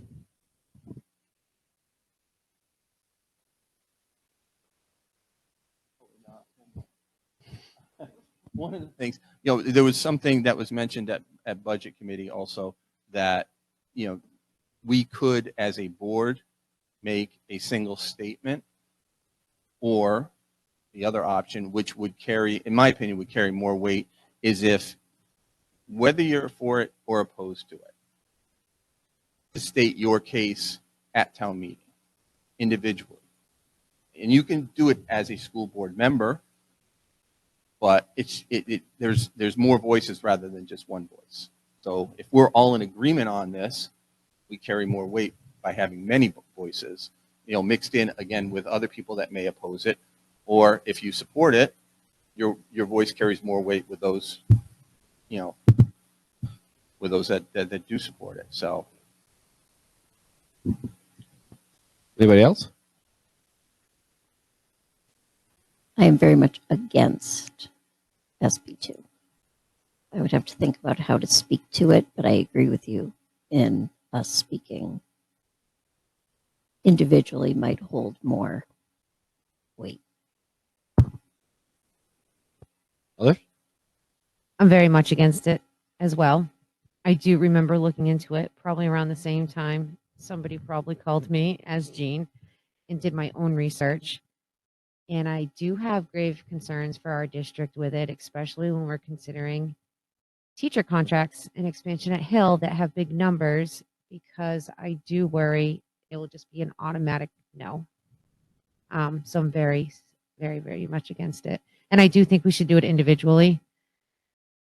I think it's okay to have a blanket statement, but maybe it would sound better individually. Amy, any thoughts? I am not in favor of SB2.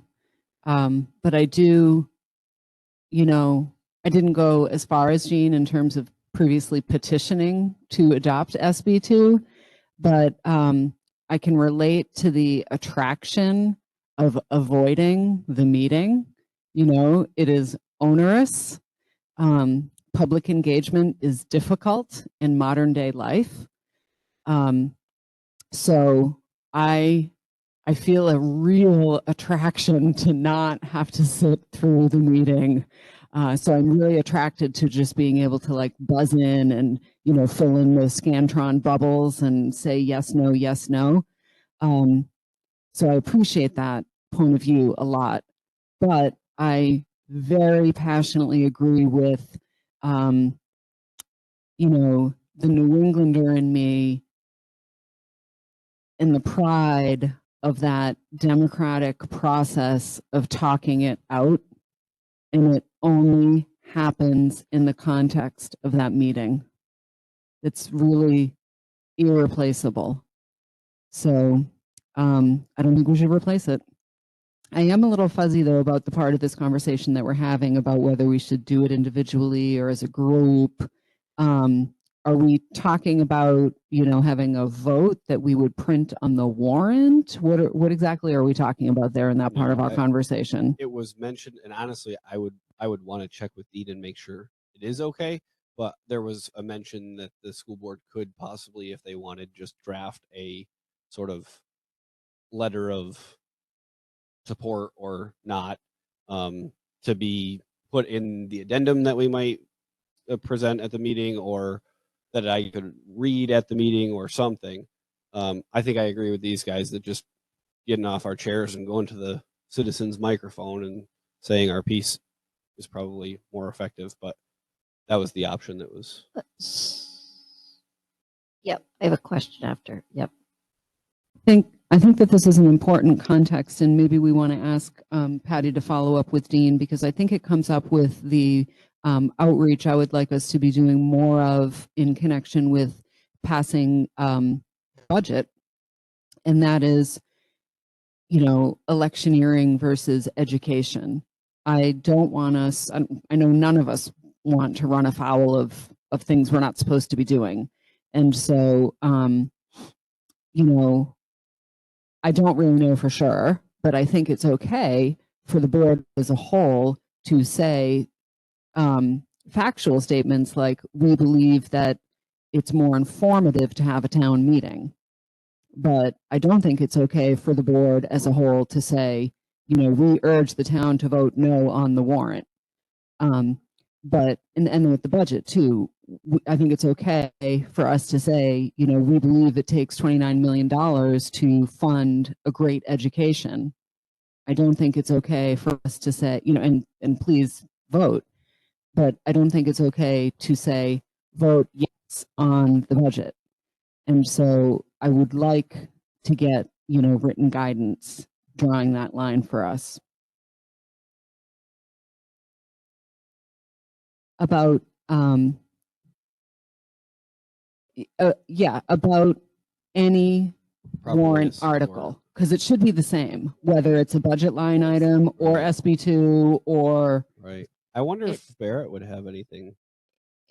I've run lots of things over the years by Dean, and especially for another district that is, you know, that's been a big concern, and it's really, really drab what you can say and give the public. It's really informational. You can't, even your opinion, if your opinion is to sway someone to do something, you can't do it. It's really just, this is the budget. These are the top 10 things that are contained in this budget. This is the this is the that. It's very bland.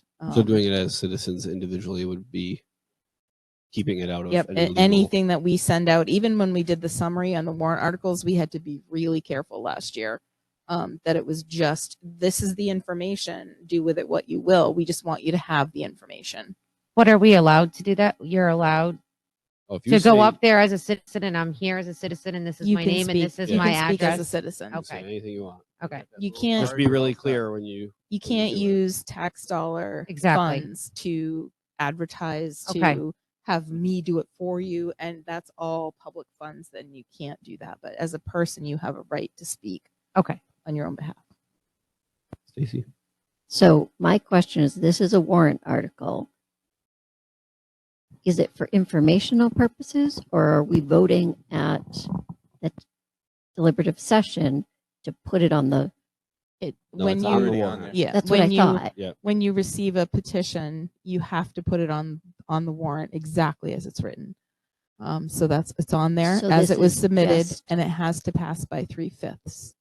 So number 11 is really just for informational purposes and discussion purposes on the 11th, and then it will be voted on the 14th and needs to pass by 3/5. No. No, it'll be voted on the same day.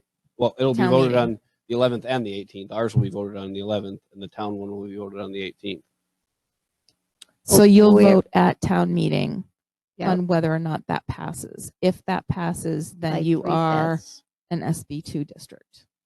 Okay, but then it says this article shall be voted on by official ballot on March 14th, 2023, which is the Tuesday. Tuesday. I'm Oh, it is.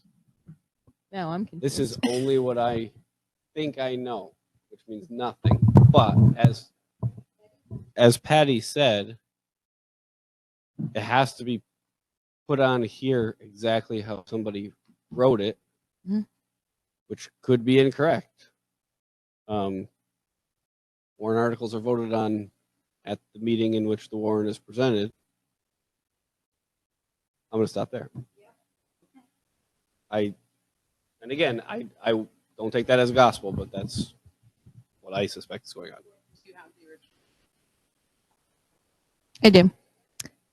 Shall we adopt the provisions of RSA 4013, known as SB2, to allow official ballot voting on all issues before the school district of Pembroke on the second Tuesday of March? So that whole thing in parentheses isn't even on there. You haven't. But also, even those words, the second Tuesday of March is not the procedure used by this governing agency. So I guess we need clarification. That's weird. Yeah. Yeah, yeah. Yeah. So I Wish Jared was accept your advice partially, but I want to go back to it in a second about what you're saying about Dean and our ability Yeah. to do promotions. But Yep. I do think you need to check in about whether this should be placed in our warrant, because as I mentioned earlier, when there's legal insufficiencies with the wording of the petition, sometimes it doesn't go on the warrant. I think it does. Yes, I'm going to check with Dean for sure, but I think it does go on. I just think if it passes, it doesn't fly. But yeah, If that'll it's be- not correct. I'll look forward to hearing what he says. I will Yeah. absolutely. should reach I out. didn't remember I that. should reach out to David too. Yeah. That doesn't make sense. Can I guess- go back to promotions? Sorry. Can I go back to promotions? Absolutely. So I am concerned that we're sort of rounding the corner into, or we have the corner into the new year. We're getting close to having a final budget package. You know, the dates are coming up on the calendars, and feel as if we're not doing anything to promote, like, you know, the vote is coming, the vote is coming.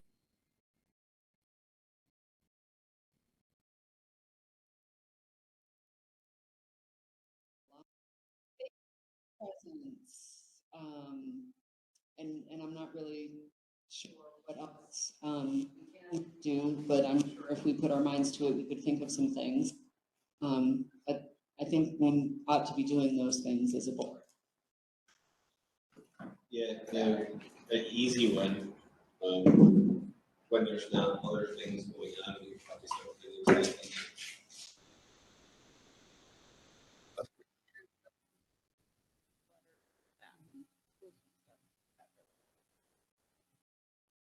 Just to get my 2 cents in, because I didn't and I should.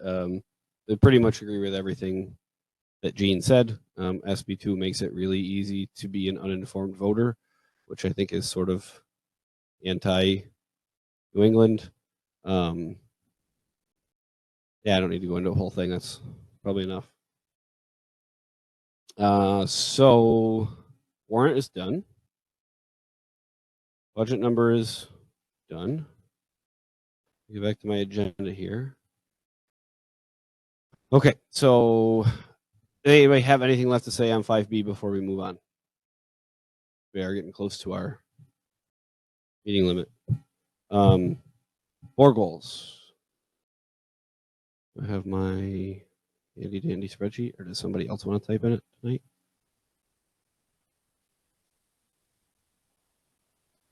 Oh, where is it? Oh, wait, I might have got it.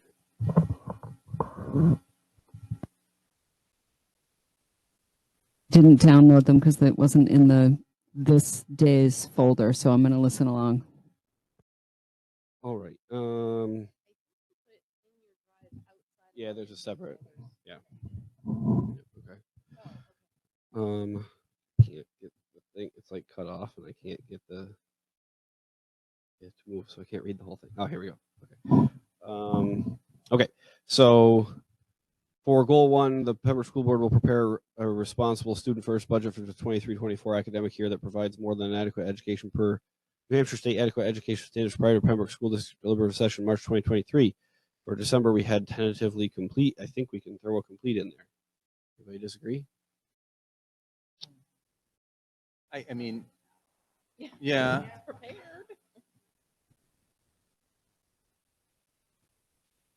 Yeah, I mean, technically the goal's to prepare it, so we did that. I mean, we could, we've got another board meeting before the 2nd, right? I don't have a calendar. No. No? Okay, never mind. As far as I know, so I will say, if something happens Thursday, I will send out an email as soon as the NBC meeting is done Thursday night, so that you all know as soon as possible. I don't expect it. First blush, I think that the overwhelming feeling in the room, Gene, correct me if you disagree, but I think that overall people felt like, I want to put this in some concern over the overall school and town budget for the year, but that they didn't see anything in the school budget that they found grossly inappropriate or asking to be cut. So yes. So I don't expect that we're going to have to meet next week, but like I said, if I find out different, I will let you know as soon as possible. Goal number 2, Pembroke School Board will negotiate a contract for the certified staff that aims to attract and retain talented staff and continues to move the staff toward at least state average pay by February 2023. So we put in for December. Board has met this goal as of 2/6. CBA is pending ratification. So I will put that CBA has been ratified and is pending passage.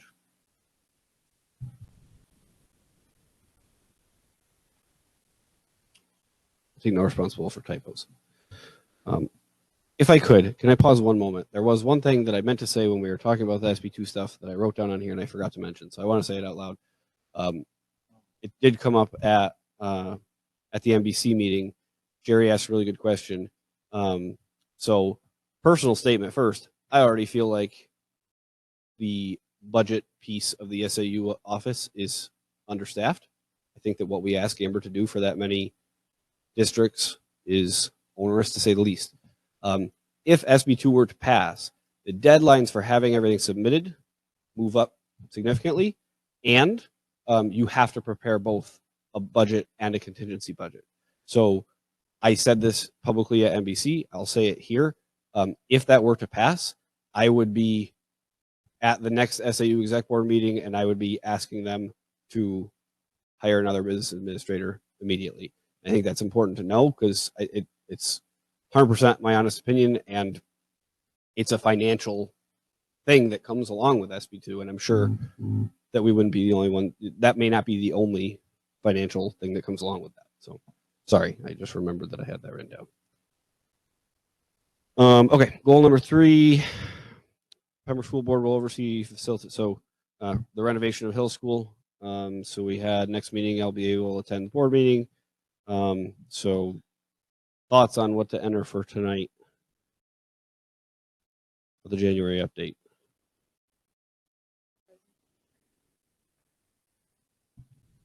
First presentation complete.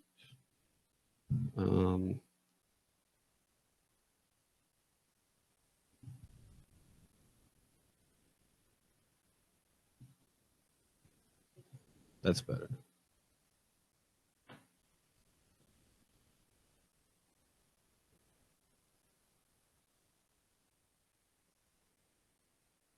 Or renovation committee. So I'll put renovation committee. I think that encapsulates both.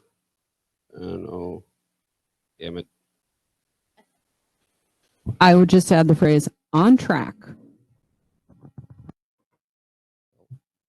add anything because now I've screwed up the whole thing. Oh, I think I got back in there. Okay. On track first presentation from LBA and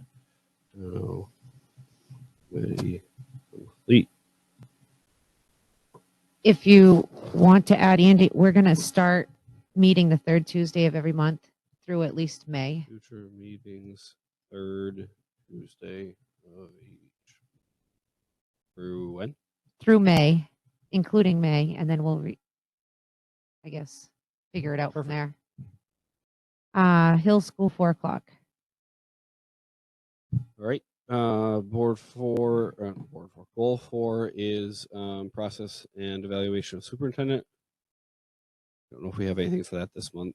We had something last month.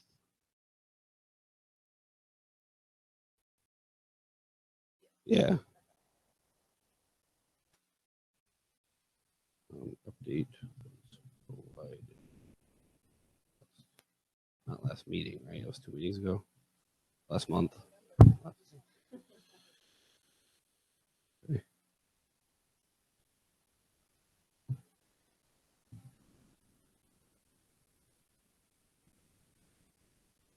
I'll say plan next update for February.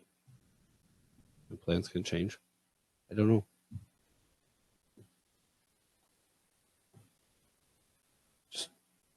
Thinking is we want 2 more, and the end of the school year is such a crush. I don't want to do it like at the bitter end of the school year. So I'm just kind of metering it out, like, February, maybe May, done.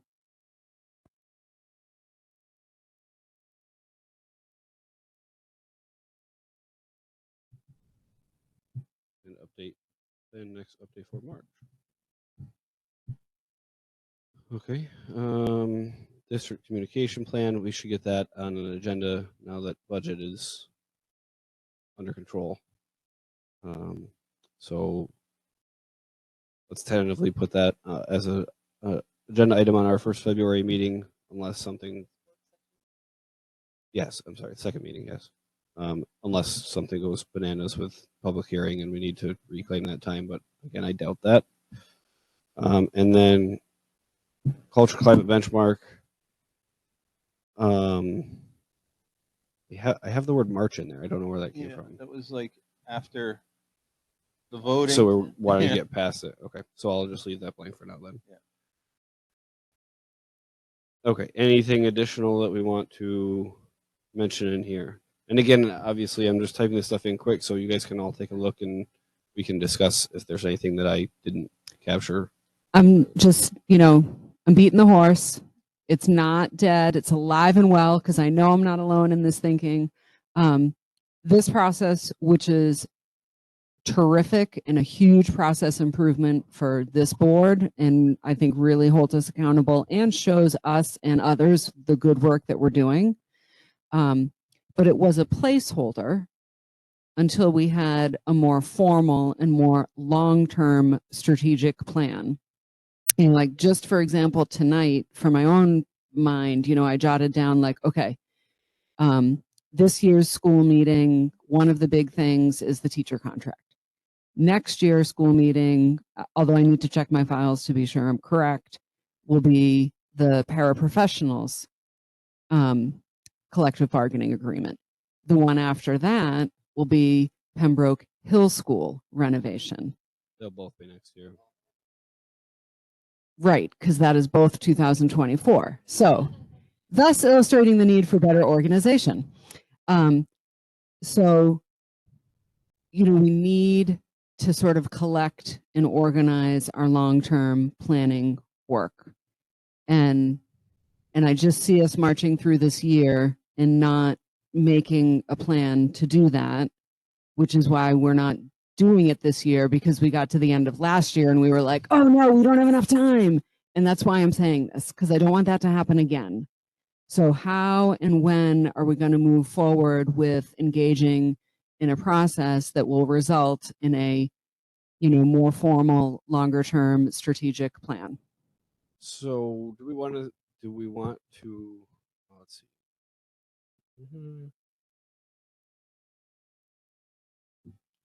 Do we want to target like March, April timeframe and try to bring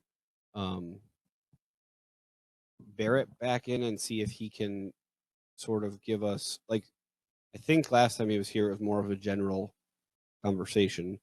If him or he and Will both came with the specific intent of talking about planning, and they could sort of lay out, here's what other boards, here's your option, like here's the, hey, this is where we go and we spend 10 grand and have somebody do a bunch of stuff with you, and here's kind of if you want to do it completely on your own and sort of everything in the middle. Does that make sense?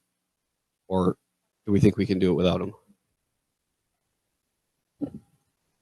I think we can be more targeted. Okay. I think that what I heard in our conversation last year is that collectively we don't have the appetite to do the full thing, that we already know we just want to take one more baby step from what we're looking at right now. And so I think we can give them the direction. We can even show them this document. Like, look, this is what we've done on our own. We are ready to graduate to something bigger and better, but not much bigger and not much better. You know, we want to take a crack at our very first strategic plan. Maybe a good discussion for us to have is like, what are we looking at? Can we each put in 4 hours? You know, can we each put in 8 hours? Like realistically, you know, and then give them those constraints and ask them, what do you recommend? And I think, you know, Andy, if you don't mind me volunteering, maybe you could just have some emails and then just bring back the recommendations. It could be that simple.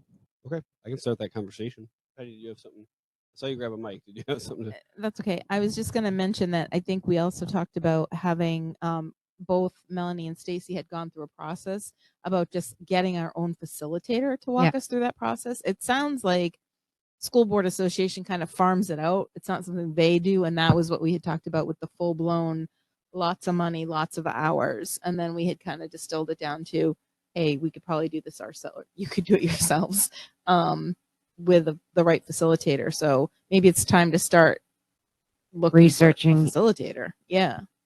Do you all So have been involved in a process like this too? And, you know, in one Saturday in 4 hours, I feel like we could either get something that will last us for a couple of years done, or like in 2 Saturdays, you know, one Saturday and then you do another Saturday a month later, 4 hours a pop with the right facilitator. Is that, Melanie and Stacy, is that sort of like what you were envisioning? Well, I think that Stacy knows people. I know people. Amy, you probably know people that, I mean, I just did a huge one too. I know a couple different facilitators that would definitely look at what we've started in a half a day on a Saturday. Could take, doesn't need to do a full strategic plan, but can give us something better than what we have and can pretty it up for us with all of our ideas. And a facilitator does just that. They ask the right questions and they documented it all, and then they help you organize it. I think that we don't need a full, like, crazy strategic planning like Stacy's done, like I've done, that takes like 6 months. Like, I don't think we need that. And I don't think we need to have Barrett come back. Okay. No, I don't think so If either. you feel all like have we- resources that you think could help, certainly if you want to give me their information, I don't mind reaching out. If you want to reach out and have them contact me, whatever. The only thing that I might throw out there is I do think it's going to be valuable to have a facilitator who has worked in, you know, pre-K through 12 public education systems. There's a couple So- facilitators I know that actually have done this for other school boards in Maine, in New Hampshire. I know a couple of them. You don't? I don't. Sounds like Melanie just got an action item. No? Just kidding. Yeah. I can give you a couple emails and you can feel free as the chair to reach out. And I'm sure they could look at what you have. If you attached it, they could give you a proposal with an invoice and say, pick a date. Okay, sounds good. Progress. Big fan. Anything else on strategic planning before we, or sorry, board goals? Same thing, sort of. We do have to get a non-public in here still. Sorry, I'm just getting back to the agenda. Okay. Yeah. I think we were feeling like we were ready to. Gene and I have looked at these a million times and I've done any edits and I've looked at both. I don't see anything else. Okay.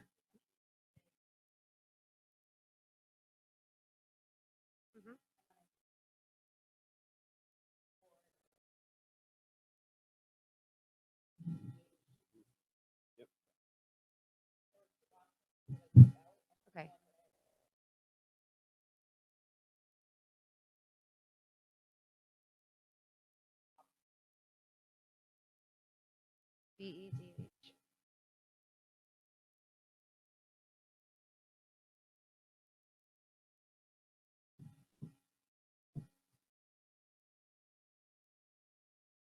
I think yes, given the exigencies of modern life, I think the value that this board places on public participation, I think there's no reason to not have written comment in there.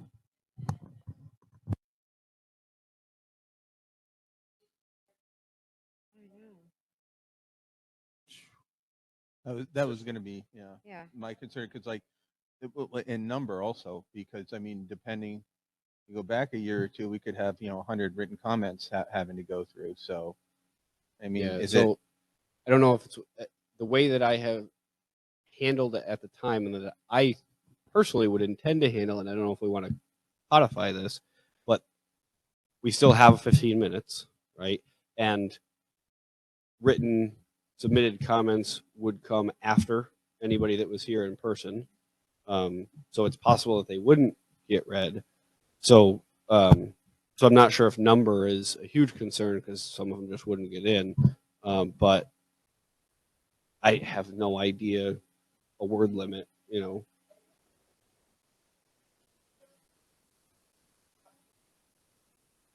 Yeah, that part doesn't concern me a ton either. As long as it's No. 24 hours, I would say. No, I'm don't- sorry, you guys. That doesn't meet the spirit of what I'm talking about at all. I mean, if I'm planning to come to the meeting, I mean, especially think about the passion of the mask wars is what I refer to that period of life as. And I get sick that day and I can't come, and it is really important to me to share my views. I'm going to shoot a quick email to the chair. Yeah. Yeah. And so my comment, right, as that member of the public should be recognized legally as part of the record, but this policy should reflect that it may not be read into the record during the meeting, I mean, so I think that's where we compromise on those realities. I have no problem with them being presented up until the meeting starts. I mean, it's reading, right? I don't care. The only concern I do have is, and I'm speaking just for me, a future chair could have a different opinion. I'm not going to take on the responsibility and say that I'm definitely going to check my email 5 minutes before the meeting. So, and I don't want to put it on Ashley or anybody else to be like at 6:15. I certainly anything that we can reasonably gather ahead of time. I don't care when it comes in. either right this second or we can delay action, but it would be something like, written comments shall be submitted as soon as possible, and comments not submitted at least 24 hours in advance of the meeting may not be recognized at the meeting. Something like that. I think that's the kind of language that would give the expectation of like, oh, okay, I should try to get it in the day before. But if I don't, it's kind of okay.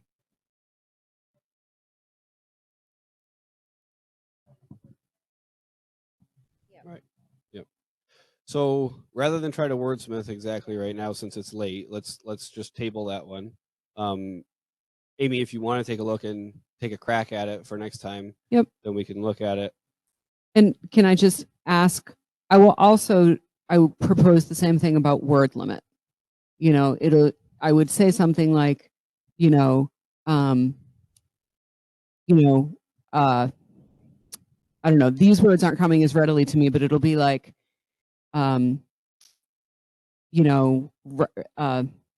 comments should be as concise as possible. Or, just something like that. There's no technical limit, but,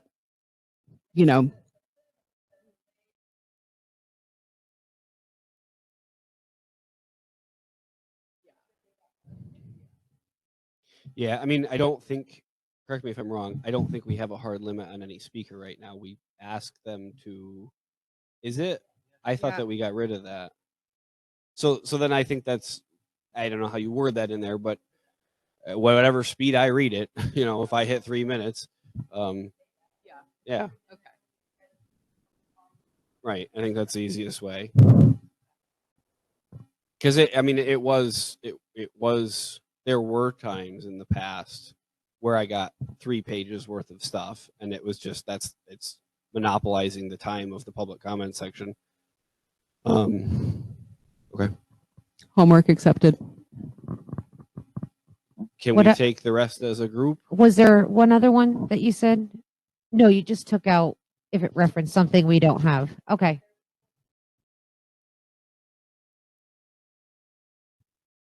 Okay.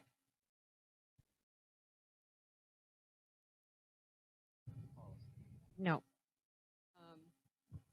I'll try. I'll make a motion to approve. We were just looking at BEDH, right? Correct. Correct. Okay, I'll make a motion to approve EBB, EBBD, EHAB, EHB, IHBAA, JJJ, JLCF, and JLDBB.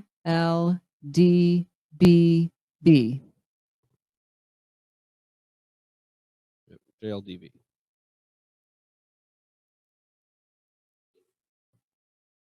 Isn't that? Yep. The policy. Thank you. Okay. Is there a second? I'll second it. Okay. Is there any other discussion on the rest of those that we haven't had plenty in the past 2 months? I can't tell if Stacy's getting ready for a comment or just a vote. Okay. All right. Then all in favor of approving EBB, EBBD, EHAB, EHB, IHBAA, JJJ, JLCF, and JLDBB. Please say aye. Aye. Any opposed or abstention? Okay, and we'll table BEDH. So agenda item number 7 is our second public comment section. Looks like we're in the clear on that one. So the board does need to go into non-public session, New Hampshire RSA 91-A:3, Roman numeral 2, small letter C, which is matters which, if discussed in public, would likely affect adversely the reputation of any person other than a member of the board. On a roll call vote to enter non-public at 8:44 p.m. Amy? Yes. Stacy? Melanie? Yes. Jean? Yeah. And I'm a yes. Ooh, a little light on the camera just came on. Camera's back on.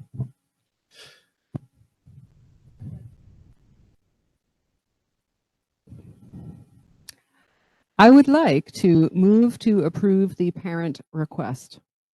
Is there a second? I'll second it. All in favor of approving the parent request, please say aye. Aye. Aye. Any opposed or abstentions? Next meeting. Sorry, I shouldn't have closed my thing so soon. Next scheduled meeting is Tuesday, February the 7th, 6:30 right here.